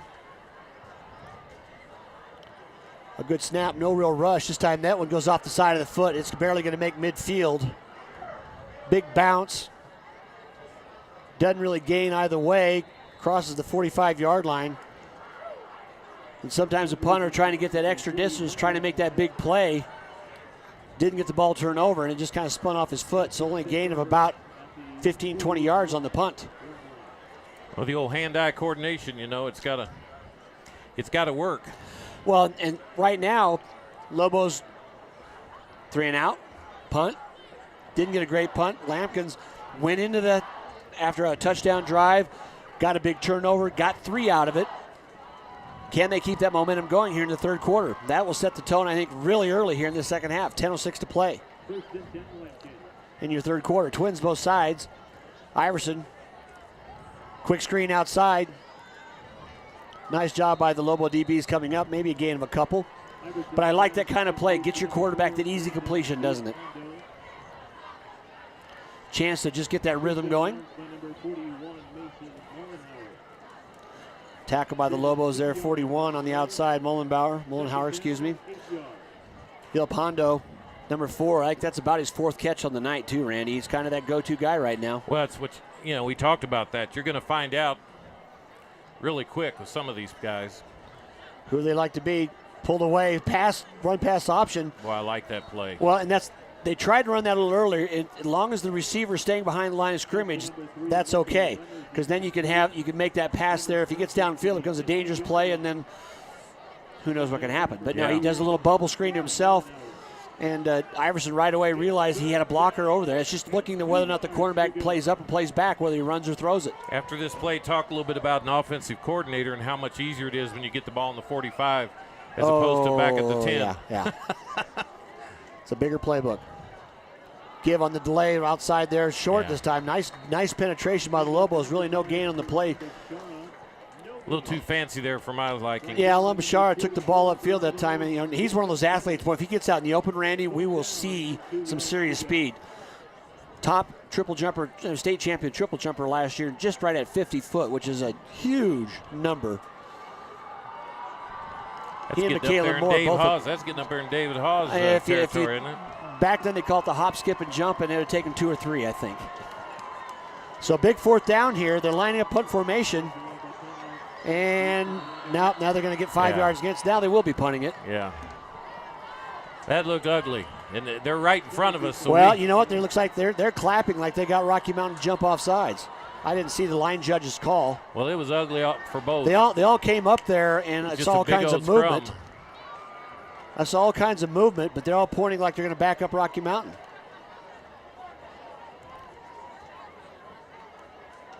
And that's just one of those plays where you come up and you try to make a noise, get the defense to jump. It looks like it worked. Rocky Mountain's backing up. So just a good heads-up call. Early season, you don't have quite that discipline. And it was. So a trick play draws the Lobos offsides, and it's a first down for the Lampkins. Just a good heads-up play by Coach Rice and his staff. And Coach Brooks is looking at weak sauce because we saw a whole lot of offensive people kind of moving around too, didn't we? Mm-hmm. Yeah, that was a classic Coach Rice play. Yep. Well, as you and I saw, it was easier to see all the offensive guys moving. We thought we saw just the movement there where people weren't set, but they can get reset. Either way, there's only one opinion matters, and they got the stripes. 1st and 10, Lobos. Bubble screen out to the outside again. Ball's on the ground. I'm not sure if that was complete or not. Better off the Lampkins. It was, so they're calling it a fumble. It'll be a loss on the play. Lobos' play recognition there was perfect because the pass was completed to Schroyer, but Greer knocked it out of his hands, and fortunately for the Lampkins, they had somebody nearby and covered it because they lost 7 yards on the play.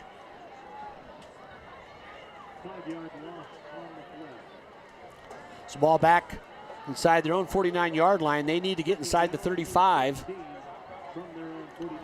of the Lampkins for the first down. Pistol formation, Iverson. Twins both sides. And I think they could have called motion again there on the other. Well, we're going to have something happening, but and we got another call from the back judge. He got the arm loose up at halftime. 25 yards. I just saw it from the right side. I was kind of blocked by our penthouse window view we have here. Yeah.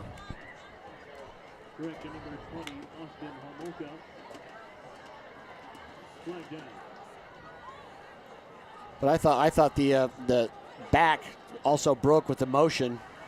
There's enough laundry on there to be a college dorm room. That's exactly right. So illegal shift, yeah, that was called. They're going to decline that because the hold is the bigger penalty. Take the 10 over the 5 every time, wouldn't you? So as you in most things, higher math, exactly right. Yeah. Well, and as you not see, if you're going to the big house. That's right, yeah. As you look at it, it's that first game of the year, and there's polish needed. So see, the our spot partner foul. over here, he knows that math. Yep. So ball moved all the way back to the 39-yard line. Second and about forever. About almost a 26 yards to go. Now's when you just keep the ball in front of you if you're the Rocky defense, don't you? Can't give anything up. Twin safeties, they roll back into it. Bradley gives the game. They try to make somebody make a miss there and give the athlete in the field. I was going to say, neither one of us has seen anybody that scares you yet. I mean, they're out there, but you haven't been able to see them yet. So. Well, in the offensive line play, it's early year, a lot of new kids. Defenses are always ahead of the offenses early in the season. That's just the way it goes. Loss of a yard. 7:03 left here in the third quarter. 9-3 though. Lampkins lead. Lobos, if they can get a stop here or not, give up some significant yardage, they should get pretty good field position after the punt, you'd assume, be coming. We assumed that last time, and it wasn't. Lobos backing off 4 across screen. Quarterback draw. Iverson takes up the middle, misses one carry, spins out of another. Nice job of getting back up to midfield, so that'll give a chance to them to punt the ball downfield, Randy. Yeah, that was a good call, too, because 6'2" for a high school quarterback, that's a pretty tall quarterback. He's got a kind of that long strider. Yep.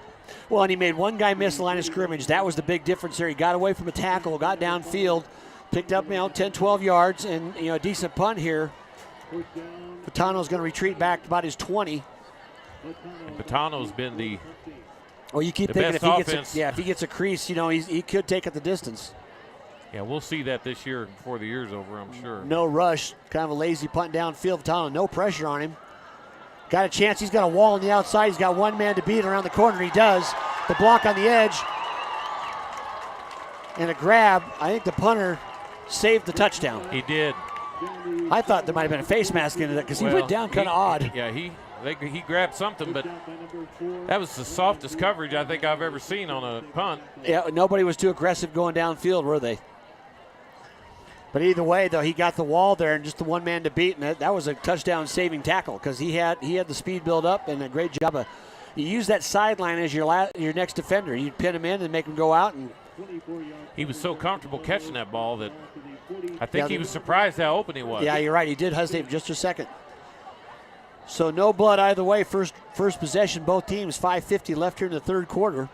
Trips near side. Bubble pass, a little slow throwing, and that's how that ball, you got to get rid of it. I'll tell you what. That could have been 6 so quick and make your head spin. Well, and the defender obviously recognized the play right away, Bashara, and he just looked on the man. Now, and credit to him, he didn't lead with his head. He made a smart tackle with his shoulder, and that's just, And he made a quick decision because he could have decided to try to pick that ball, and I'm not sure he wouldn't have done it, but he decided to go ahead and. Well, he play recognition. The ball was kind of high. You got to make the play first. If you miss, then they got 2 blockers on one guy and nobody behind him. He's having a heck of a game, isn't he? Great play out there in the corner. So incomplete pass. Lobo's still struggling. That snap went right by the quarterbacks on the ground. Lamp could say they got it.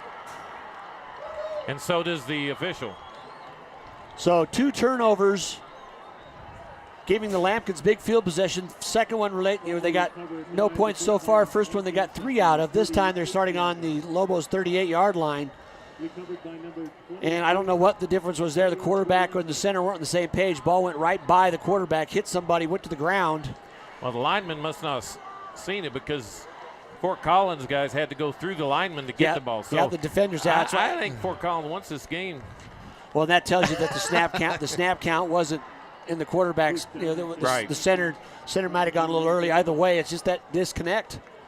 And the defenders always see the ball on the ground, and they got to it. And Collins is smelling a little bit of blood here. Well, you got to make a play here. Screen pass, lateral sideline. Bashar out in the open, makes a cut back, and stacked up at about the 35-yard line, gain of about 3. A lot of commotion for 3 yards, wasn't it? Well, yeah, that's just trying to get your athlete in space. He's not going to run anybody over. He's not going to really survive contact, but you give him just a bit of a gap, and you won't catch him. I thought he had room if he could have got a little wider. There wasn't anybody over there, but that's me sitting up here. Yeah. By the way, though, plus yardage, gain of 3. They're certainly in 4-down territory. Just shy of the 35-yard line going in. Pistol formation again. Trips near side. Blitz coming on the Lobos. Iverson looks, throws outside. A little high and wide. Nice job by the corner breaking in. Just to separate the man from the ball at the end. Catchable, though. Yeah, when you get 2 hands on it, that's the thing later on. You'll start seeing those be made as the year goes. But, what Iverson does, though, he's throwing the ball with conviction. He turns around, he fires it. He's believing in his throw. Did miss by much. So as I said, I believe it's 4-down territory right now. And they've done a pretty good job. I mean, Remmers hadn't had any carries second half. I don't think it's kind of they're platooning their backs. What I would call here? A little bubble screen to number 5, right in the middle of the field. Just to give the chance for Bashar to make a break and a run. He's in your slot, top of your screen, motion this way. Fake the reverse to him. It's a complete run the whole time, but the quarterback scrambles away from one tackle. Tripped up, though. We've seen a lot of yards gained on that bubble screen over the years. Well, Dominic Galelli, too, that time. That's just a great job by the Lobo sophomore. Got just enough of him, tripped him up. So 4th and a long 5. No surprise that... well, once again, Rocky has not proven... Punt it down there if it's going to be a punt. Nobody's on the slot at the top of your screen, folks. Well, this could be a quick pooch kick. A little too far unless it takes a really good bounce, and it did. Straight sideways and hustling downfield. It came out on the 1-yard line. That ball looked like it was going to make the end zone easy, but that little football doesn't ever bounce away. Took a Fort Collins bounce, yes, didn't it? It took a hard right and hustling downfield. They downed it. Lobos will have a long ways to go. As Keith Jackson would say, how about that? Exactly. For those of you listening, thanks for tuning in. If you don't know who that is, you need to go online. Listen to Keith Jackson. One of the all-time greats. Randy McCoy, David Haase here with you. And we'll thank our sponsors, First Bank, Pedersen Toyota, and, of course, our food sponsor, Jim's Wings. Best wings in Northern Colorado since 1991. Voted. Exactly. Want to thank them so much for sponsoring Poudre School District Athletics this year. Not under center, in the end zone in the gift. Yancey breaks outside, spins off one tackle, gets outside near the 5-yard line. Pretty good single effort there. Getting pushed forward. Great second effort. Lyman got on him. That gets you out of your shadow. That get you a bruise in your back too, won't it? Yeah, no, he was a target, wasn't he? Yeah. Well, there's a reason why running backs wear rib pads, kidney pads, everything. I was going to say, they don't talk about that injury. Yep.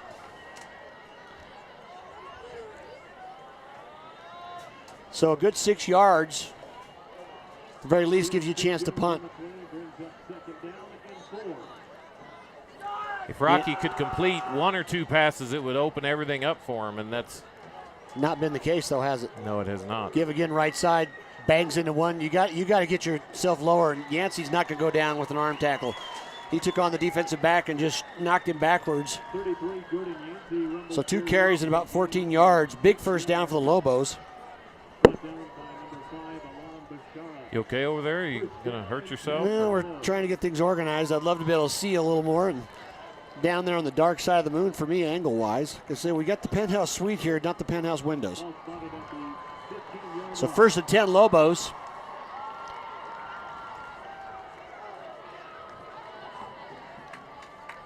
Pistol with the fullback offset to the right of the quarterback. Lampton showing blitz. Yancey again breaks into the middle, makes the safety miss. It's going to be a foot race up the middle. Going to be dragged down by Bashar midfield. I was gonna say, not too many guys are going to outrun him, are they? No. And he just jumped on his back and went for a ride and rode him down. But that's, any tackle by a defensive back is a good tackle. Well, now we got a flag on the sideline here. We have another sideline call.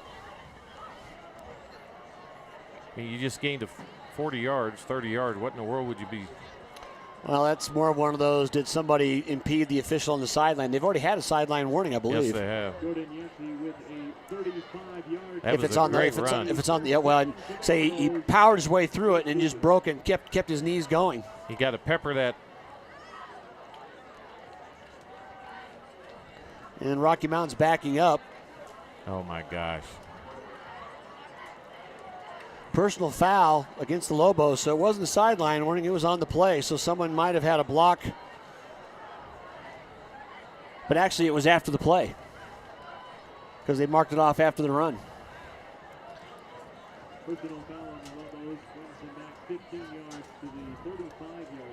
So it's 1st and 10, but really negates the 15 yards that they had at midfield. The momentum, I don't think you're going to not give the ball to Yancey again. That's the kind of back we've seen with the Lobos the last several years where they kind of just keep going, getting stronger. And remember Jordan Hargraves a few years ago, just, second half, he just started wearing people out. Got to do it all, though. Pass on 1st down. Brandon's looking around and just pulls it down. And that's called a happy feet, isn't it? Yeah, he pulled the ball down pretty quickly and had nowhere to go. Well, what people have to realize is if you are able to rush up the middle, you take away all the lanes for the quarterback to see. And that's what happened. The Lampkins came right up the middle.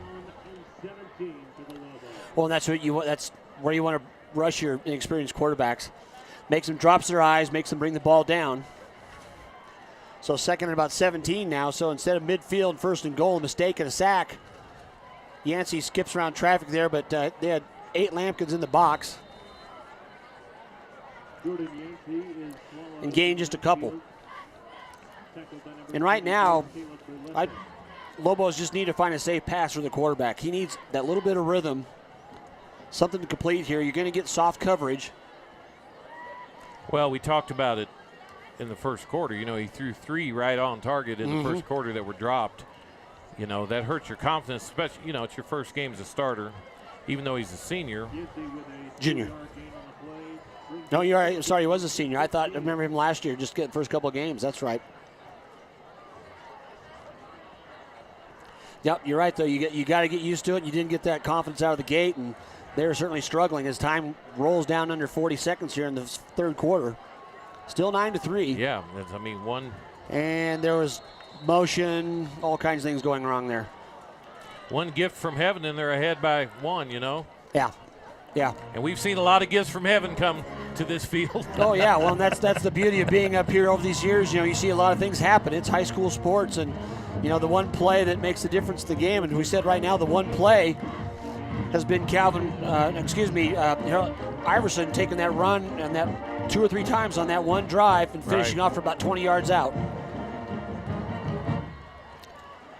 So third and about 21. We talk about the 4th down play that years ago Fort Collins did against Fossil Ridge with out of that end zone down out there. of the end zone and just I believe it was Caleb Seaton to who in the world would have ever to the other quarterback. Yep.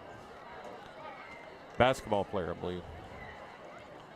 Screen pass coming in a little slow, getting completed in the air, is read pretty easily. Gets out of a couple tackles though. Yancey's still on his feet. Everybody finds him. Tell you what, he's fighting for everything he gets. He just doesn't have a lot of chance right now. So that's the last play of the third quarter. Time running out.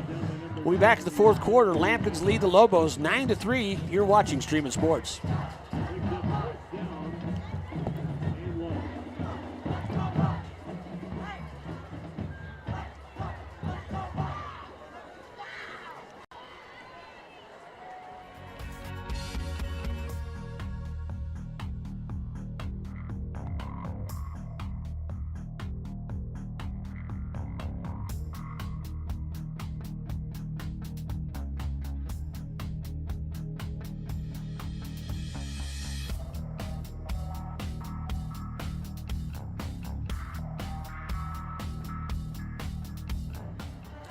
So we're back here 9-3, our score.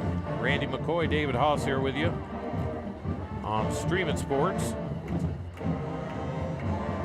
And big punt coming up here. Wasn't for bad luck. Rocky Mountain have no luck at all that last 5 minutes. Yeah. Well, it kind of continued on from the middle of the second quarter. But right now, you have a chance to try to put Lampkins back on the far side of the field here with a strong punt. Last couple, though, haven't netted more than maybe a 20 yards, so it's a chance to Lampkins either get field position or be held back.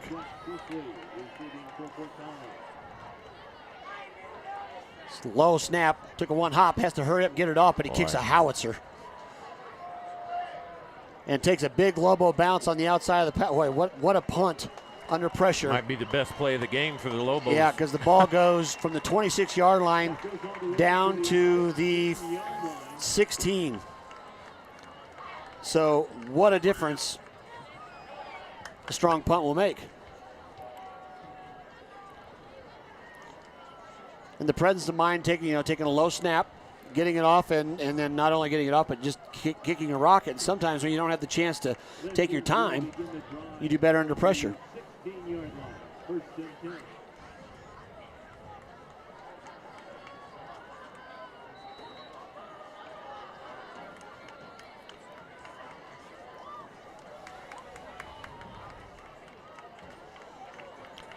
Snap, Iverson rolls out. Fine back over the middle, ball tipped. Oh, boy, that was wide open. Yeah, and there's a linebacker right there that thought he was running in the end zone, too. Number 34 saw it coming, Peter Crone. He had a chance to take that one into the end zone. Stopped and read the play, and that's a ball later in the year that Iverson will put just a little bit more air under it. Trying to hit Troyer there, 5'10", 200 pounds. Boy, got some meat on him. Yep. Well, if you get a big player like that loose in the secondary, that's tough for a DB. Well, there wasn't anybody within 10 yards of him. That's that weak side rollout, gets that drag pattern, so hard to defend. Trips near side, 2nd and 10. Lobo showing straight man, slots open on the near side. Got this man down the middle, caught. Great throw, great play recognition, defensive recognition. Big play for the Lampkins. Iverson saw the pressure defense coming up, the inside defender. Man, he waited for his guys to clear, and he just ran a seam pattern and had him and laid it out there. Great throw. Thread the needle on double team. Just a great throw. The only guy that had a chance for that was his receiver out there, number 11, Evan Slack. And a nice hands catch, too, didn't he? He went up and took it. Yeah. Huge play to get out of the hole after the big punt. 11-12 to play in the game. Lampkins lead 9-3.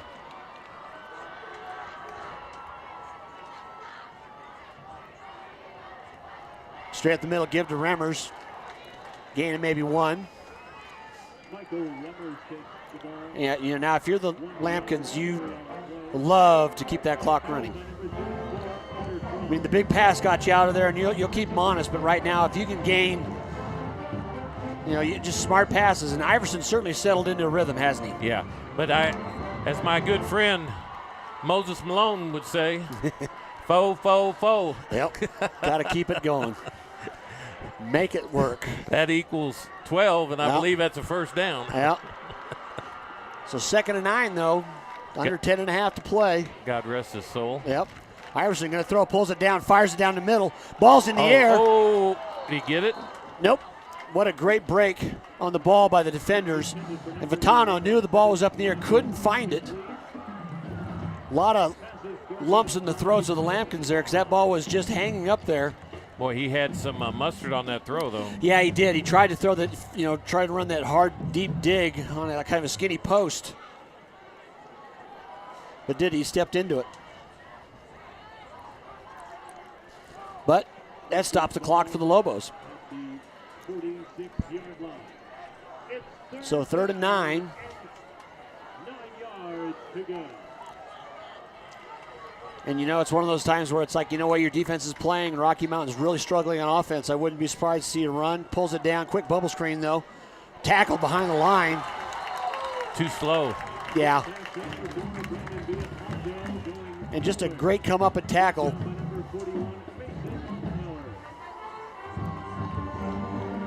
And there was a chance there. Villalpando he didn't have really time, as you said, in play recognition that time. And Mollenhauer again down. Lampkins will take their time here. And as you look at the way the game's going, Randy, Rocky Mountain, you might have 1, maybe 2 more chances. Well, and you see the lights over, that's kind of cool over across the way. We'll show you that here. And actually, I'm surprised they're not asking them to stop that because it could be distracting to players, and I think they're going to. Good shot over there. Oh, we got to delay a game on the Lampkins. Not a good time for that. Both teams have done a few things to be self-inflicted pain, haven't they? Yeah.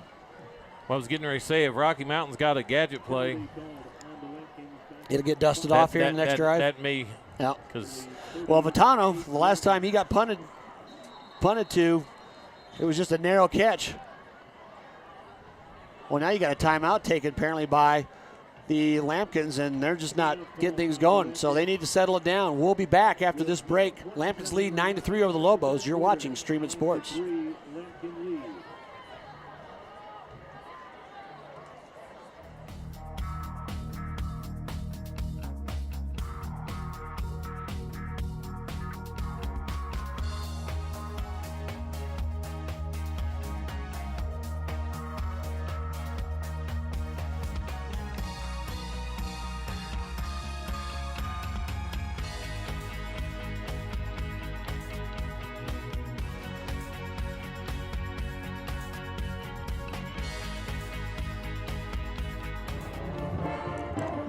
So we're back here now. 9:27 left in the game. Lampkins lead 9-7. Just had a penalty called on delay of game on 4th down. They'll be punting back to Vitano, who's had closer and closer to breaking one.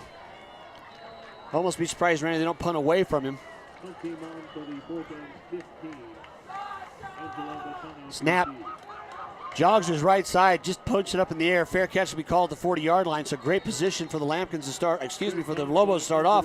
They've got to show it, though, on offense, don't they? Yeah, that punter probably saw his life flash right before his eyes there, didn't he? And that's, when you do the rugby punt, that's one of those interesting plays. You are a runner. You're no longer You're the punter. free game. You are live fire eligible. And he took an extra step on it, too, didn't he? So either way, it worked, but they got it punted off. Gain of about 15 yards on it. Lobos first down their 40. Could be the game in hand right now. Brandel back in at quarterback. Single set back to his left.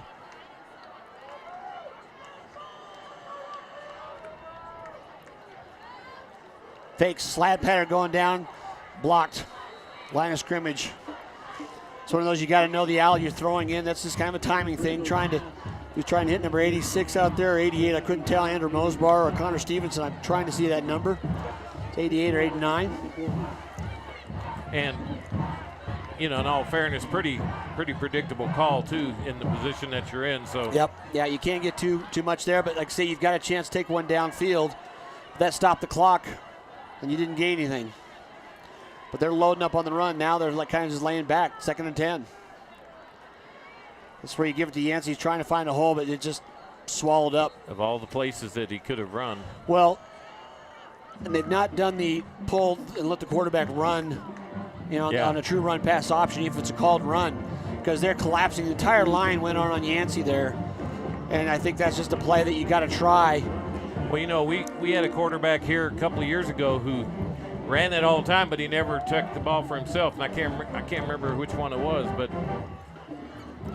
Oh, for the Lampkins a couple years back? Well, seems like it was either Lampkins or Fossil Ridge. But anyway, it's not an option if you don't use the option. Exactly.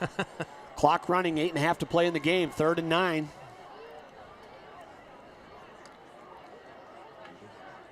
Long snap count, Randall back to throw, look in the middle, keeping his possession, fires it down middle's got a man open, and no call. Everybody had their hands in the air, good defense. I think that was just, I'm going to try to get it, somebody make a play down there. He stood tall as long as he could, but that was too slow developing, so it'll be a punt situation with 8:21 left here in the game. Yeah, I don't know how you'd pick anything out of that scrum to call even on that. No, I agree. Well, you looked at, did all the athletes basically jump in the air? Did anybody just plain target the receiver? And I don't believe anybody did, and I think it was a great no call. It's another punt situation here. Good snap, no real rush. Hangs the ball up nice and high. Got to come up and get that ball. It's fumbled on the ground. I think Lampkins got a huge break and kept it. Because the returner was back there kind of waiting for it. You know, you tell he wasn't going to get there. Yeah, and he wasn't standing tall either. Once he knew he wasn't going to catch it clean, he kind of. And it's that no man's land you're in as a returner. You either make an aggressive play forward or just when in doubt, get away. And they really caught a break there. That had given the Lobos the ball inside the 15-yard line. And that's like I say, we're just a play away from any game here. But either way, they're going to start the ball, snap the ball from their own 17, 16-yard line. But last time, Iverson, though, a couple good passes and a long one right down the seam, got him out of the hole. The Lobos do need a stop here, though, don't they? Yes, they do. If they want to make a game of this, the way they've struggled on offense, they don't have time. Throw to the outside, nice throw. Schroyer catches it. He was trying to go out of bounds, and he should have went down. He got a nice job of stopping it there. And even that play call, I mean, we've seen that play go for pick six many times. Well, and Iverson's throwing with confidence now. That's really the difference you can see tonight, where his experience is really coming through. He fired that ball out there. And Rocky, I think, is just trying to make sure, you can't give up the long ball. It's the first game of the year. You got corners on an island playing man all by themselves. That's just tough. You're also missing an all-conference corner from last year in Dalton Schroeder.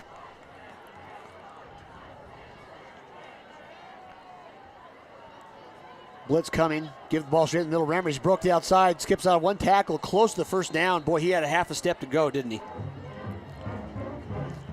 And that was more of a delay or a draw than an actual give. That was a real nice call and runs the clock. Under 7:45. Wow, they're going to hurry up and snap it.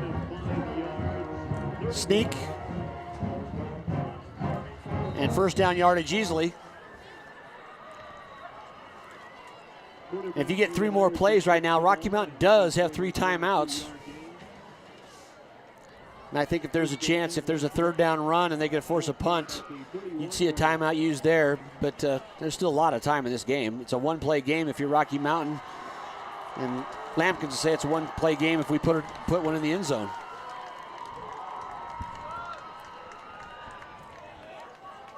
I'd figure out a way to get number 5. Well, yeah, they've been trying to get him in space. And, yep. Done a nice job of running the clock here. They have the back judge has not started to single yet. Snap. Quarterback option, play the outside. Gain. Now actually maybe lost a yard or so. But they're staying in bounds. No, not really turning down the risk factor there, are they? Just kind of running to see if they got a chance. Tackle by Bennett on the far side. They haven't really used the quick slant. No, and for a tall quarterback like Iverson, that's a play. Although a lot of their offense is more the moving of the quarterback than they move the quarterback out of the pocket a lot. Trips here to the near side. Remmer's behind, single back in the pistol.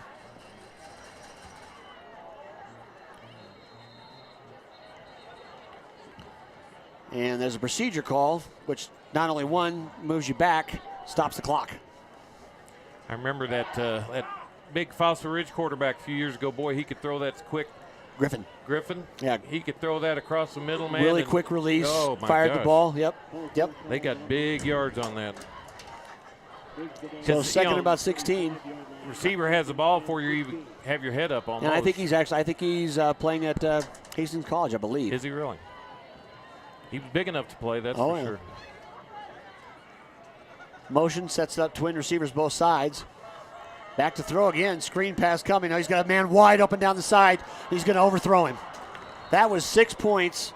So alone, and the receiver actually took off. He didn't run the whole route. I mean, he kind of says, "I'm open. Just give me the ball." And it was overthrown. You got to know when you just pop it up, don't you? On that as your quarterback instead of. Yeah, just get out there. If you just catch it and go down, everything worked. And it was a great play call. We'll see that one work later in the year. Once again, though, stop the clock. 5:53 to play. Yeah, they were getting out the old nail for the dagger right there, weren't they? Yeah. I don't think anybody could say that wouldn't have been game over. Rocky's just totally ineffective on offense tonight. Quarterback draw, a lot of room up the middle, nowhere really to go. Got him hemmed in. He needs to stay in bounds. Good way to cut back on the field. And that will end the drive. It'll be a fourth down. I'm kind of interested to see. No, Rocky Mountain's not going to. I thought they might take a timeout there because they'll save about 30 seconds. Coaches have different views of doing that, different times to do it. Hate to take them on defense if you don't have to.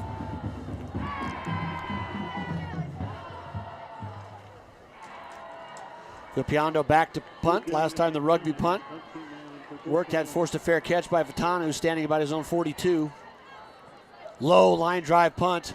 That's going to take a nice big bounce. Vitano's going to be able to pick it up. Makes first guy move, cuts up the sideline, and will go down about the 36-yard line. Great coverage. Now that is, it's when you can punt like it worked out well because you pin him into the side. It's lucky it didn't go out about midfield too. Now whether they aim to do that, we don't know. Yep. But it looked like they did. Yep.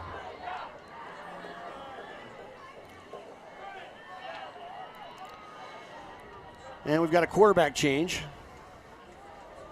Number 9 is for the Lobos. Noah Yancey, I think. Saw him warming up. Yep. Tough time to come in the game. 5 minutes left. And somebody just picked up their hand, and they're going to give him 1st and 15. Procedure call. The junior.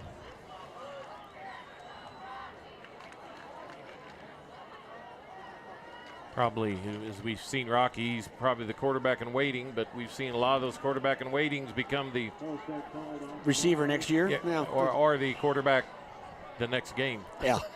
Yeah. Well, it's been a tough night, that's for sure. And then when you come in the game, the first thing that happens, you have to go to 1st and 15. Not a big guy. So trips this near side. Assuming he has a big arm. Stevenson and Mosbar down here near side. Slot receiver, tight end, split on the top. I think the Lampkins will blitz the first time in there, and he did. And he's going to get hit. There's a hold back there they didn't see. Nice fake, goes upfield, is going to get one block. There's experience there. If he could have ran over, got out of bounds. Yeah, I don't know why he stayed. Yeah, he saw he had a chance to make a bigger play and did it, but they got they just need some movement here. He gained about 9. Well, showed some serious speed just to get outside. They only need one touchdown. They win this game. Yeah. And I thought there was very close to being a holding call on the outside because I thought somebody grabbed a sleeve. 2nd and 8. Snap, option left side, cuts upfield. Saw pressure across his face, probably the right read. But it's not going to get you the yards you think you're going to get. Well, it looked like the whole left side left early. Yeah. To me, I don't know if it. Yeah. The timing. Could be the. New cadence, different cadence coming in. Could be something, or it could be the Kool-Aid I was drinking. Under 4 to play in the game, still 9-3. Lobos have not made it to the end zone. Just the one time, the run for Iverson's the difference in the game.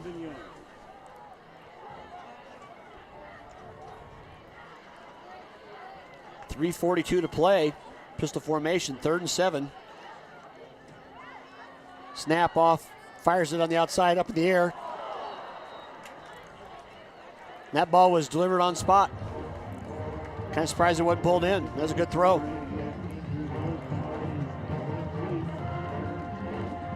Like I say, if you can get 2 hands on it, you want to catch them. Every receiver, that's their goal. That one went to the ground, and I think you're going to see how you got to go for it on 4th down. Because you may not get it back. You can see even by that throw that looks like he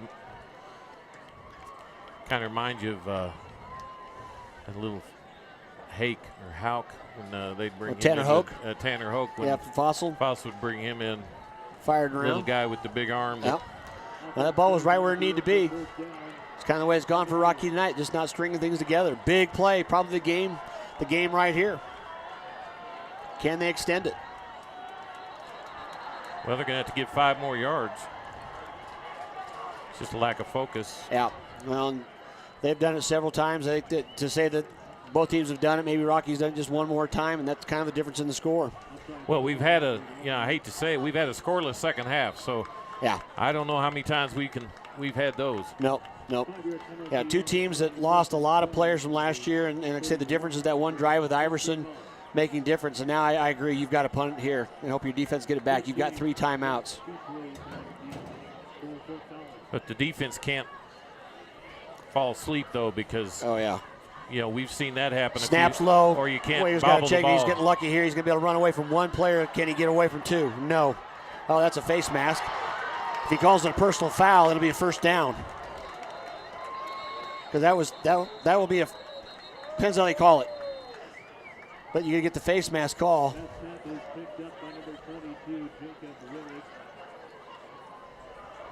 Yeah, they're just deciding which version is it right now.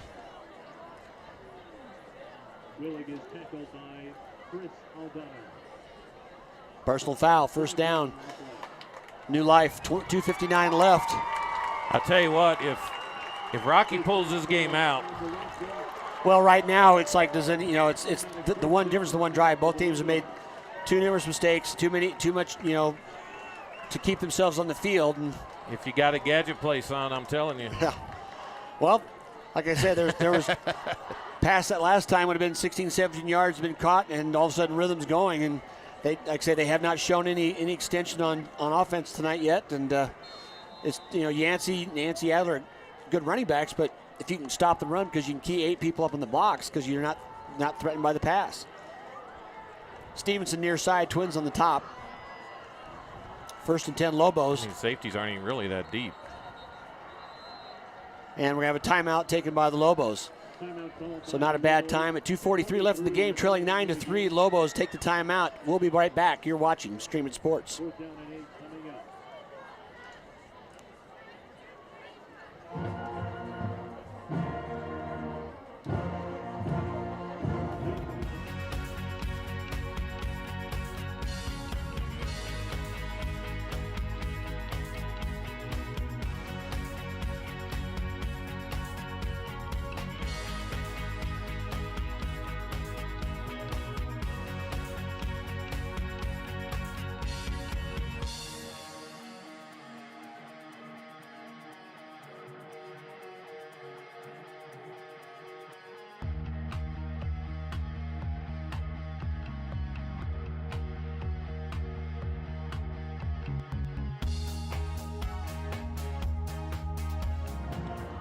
We're back here just Under 3 minutes to play, 2:43.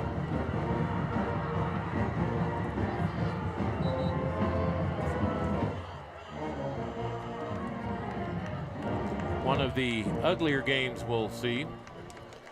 Early but season. in its ugliness, it's stayed competitive. Oh, yeah, well, no, kids are flying around, hitting. It's just defense starts out ahead offense. So 4th and 6. So it wasn't a first down, so it just makes a play over. Steps outside one. He's going to have to hurry. He's going to get run down from behind and tries to slip by first down yardage or not. Did he make the chains? Well, I don't know, but he gave it a heck of a try. He really did. What a great effort. And he's got some speed. Joey Yancey takes the ball near the first down marker. Pushed out by number 5, Alan Bouchara. Think you're getting a little extra help over there on that bench? I think so. Might be a couple of opinions. I'd say, well, you're the prognosticator here. It looks short. Well, I don't know. Yeah, it seemed like that was closer to the. And that's all you need to know. We couldn't see it, but the Lampkins could, and they got the ball back on downs. So the turnover on downs, and I was wrong on the personal foul, was not an automatic first down, just replay the down.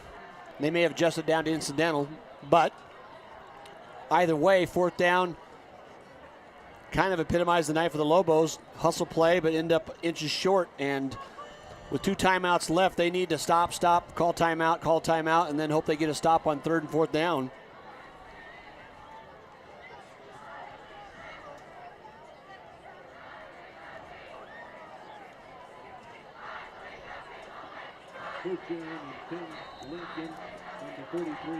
So this will be handoff, or quarterback keep.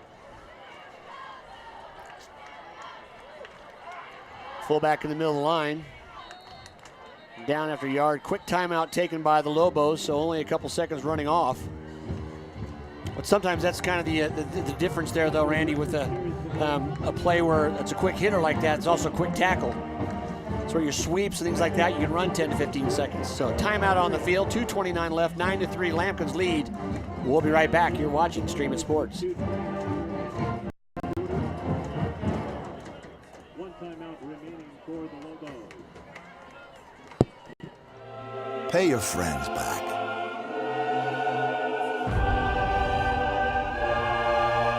Before they pay you back. Zelle on the First Bank app. First Bank, banking for good.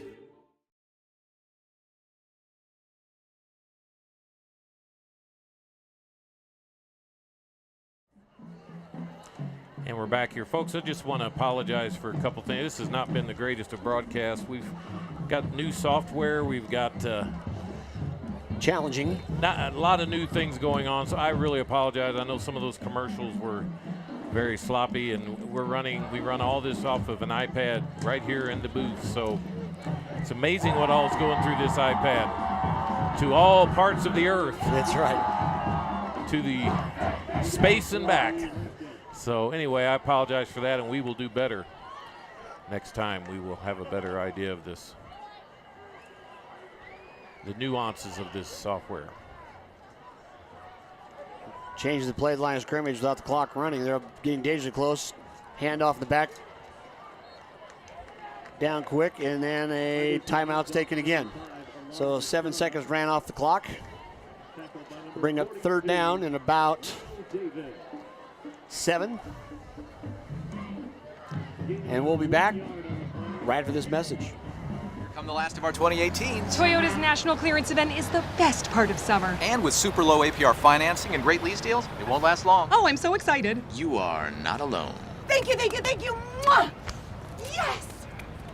But my job. Right now, get 0% APR financing for 60 months on a new 2018 RAV4, or get $2,500 cash back on RAV4. For great deals on other Toyotas, visit Toyota.com. Save on the last of the 2018s. Come in today.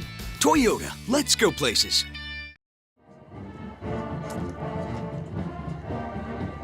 Back here, you hear the Rocky Mountain Band there in the background. Great night for football. Great crowd turnout here tonight. Both schools representing well. Lots of students.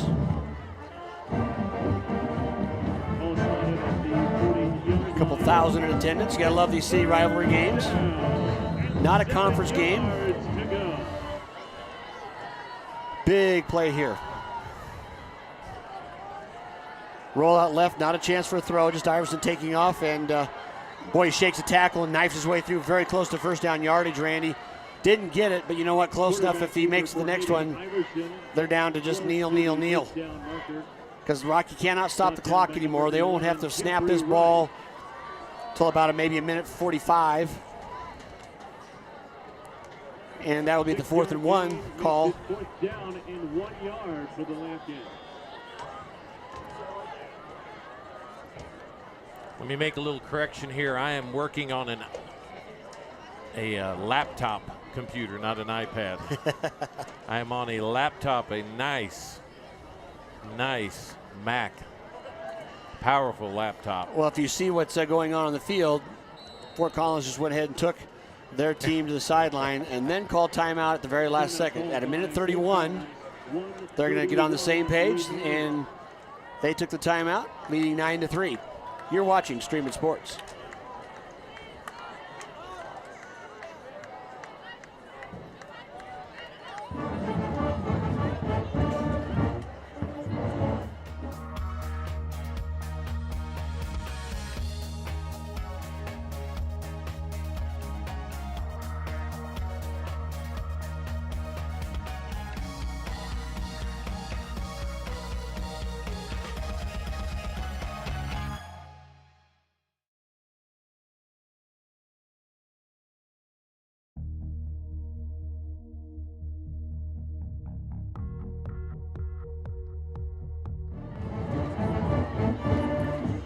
So here we go, 4th and 1, minute 31 left. Yeah, if you're the Lobos, the clock will stop if you stop them. Single on the outside. They're just trying to sneak play. Unless he falls off the pile and goes somewhere. Nope. That'll stop the ball. Rocky's going to get the ball back with a minute 26 because the clock stops. Great job up front by the big guys. Everybody got lower. It's all about pad level on those plays, isn't it? Yes, it is. And folks, believe it or not, again, Rocky's one touchdown away from one play winning this game and winning an extra point. Well, and no timeouts left. Yancey's still the quarterback. Had his first series last time. Showed some athletic ability. Shows throwing the ball decent, but they just got to connect, and they have not done that much this game. I mean, in my opinion, you've got to throw the ball down the field 3 times. Well, if you can control it, so that if you don't catch it, maybe you get a pass interference, or you have absolutely nothing to lose. Trips here to the near side.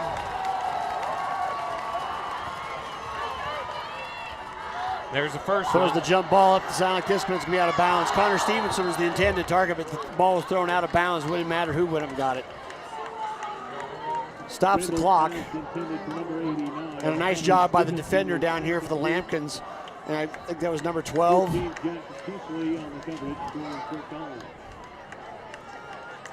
Yeah, Chris Saldana just came straight back. Play recognition was there.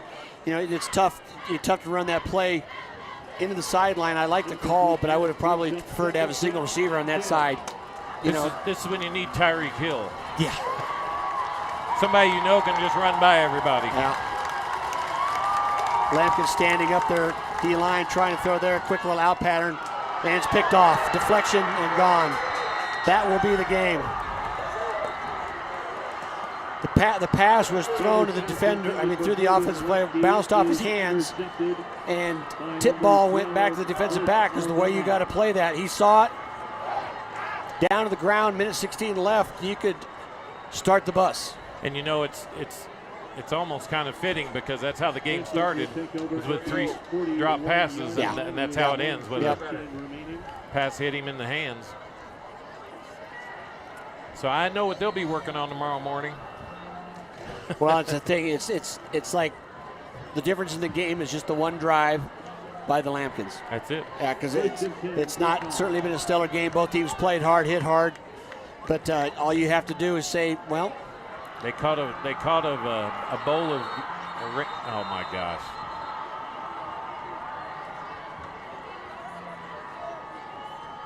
It's a shift. I don't know what they're trying to do. It's a illegal shift called on the Lincoln.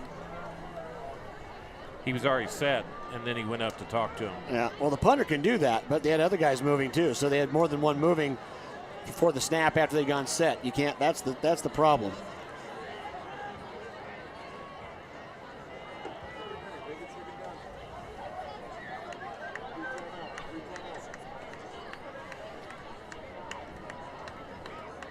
And it is declined.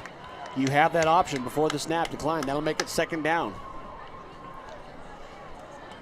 Penalty on the Lincoln is declined. Fort Collins is just trying not to make this easy, are they?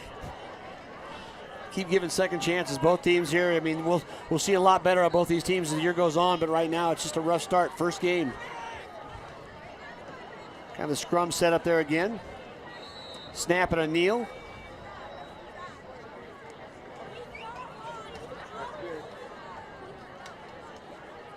And that's still plenty of time to do it. Just need to snap it 3 times, but it is second down coming up. Actually, third.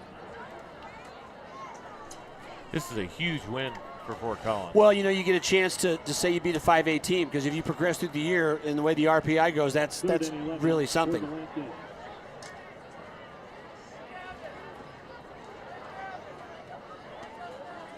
Now they're going to wait. The back judge extends his arm, starts his count. Snap and a kneel down.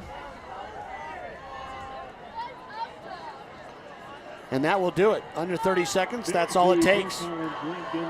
So in a game, hard fought, pushed around, lots of mistakes, both teams, Randy. You know, that raw first game of the year. Lampkins, though, the difference, the one drive led by Iverson, got it downfield, the big touchdown run, all they needed. It is, and you know, and 2 teams have made so many mistakes. Fort Collins just made a couple less. That's a great way to put it. It's really how it all came down. That's the way it works. So after 4 quarters here, 9-3, Lampkins winner, first game of the year. They go 1-0. Rocky Falls to 0-1. Thanks for tuning in to Streaming Sports tonight. For Randy McCoy, David Haase, and Max Fink, we'll see you Tuesday night from Fossil Ridge High School. Number 1, Fossil Ridge. Number 2, Chaparral Volleyball. Join us. We'll see you next week for football, too. Bye-bye. It's Northern Colorado High School football, live on Stream It Sports NoCo. This broadcast has been brought to you by Jim's Wings, Northern Colorado's favorite wings since 1991. By Pedersen Toyota in Fort Collins, everything cars made easy. And by First Bank. Visit any of our convenient locations in Northern Colorado. First Bank, banking for good.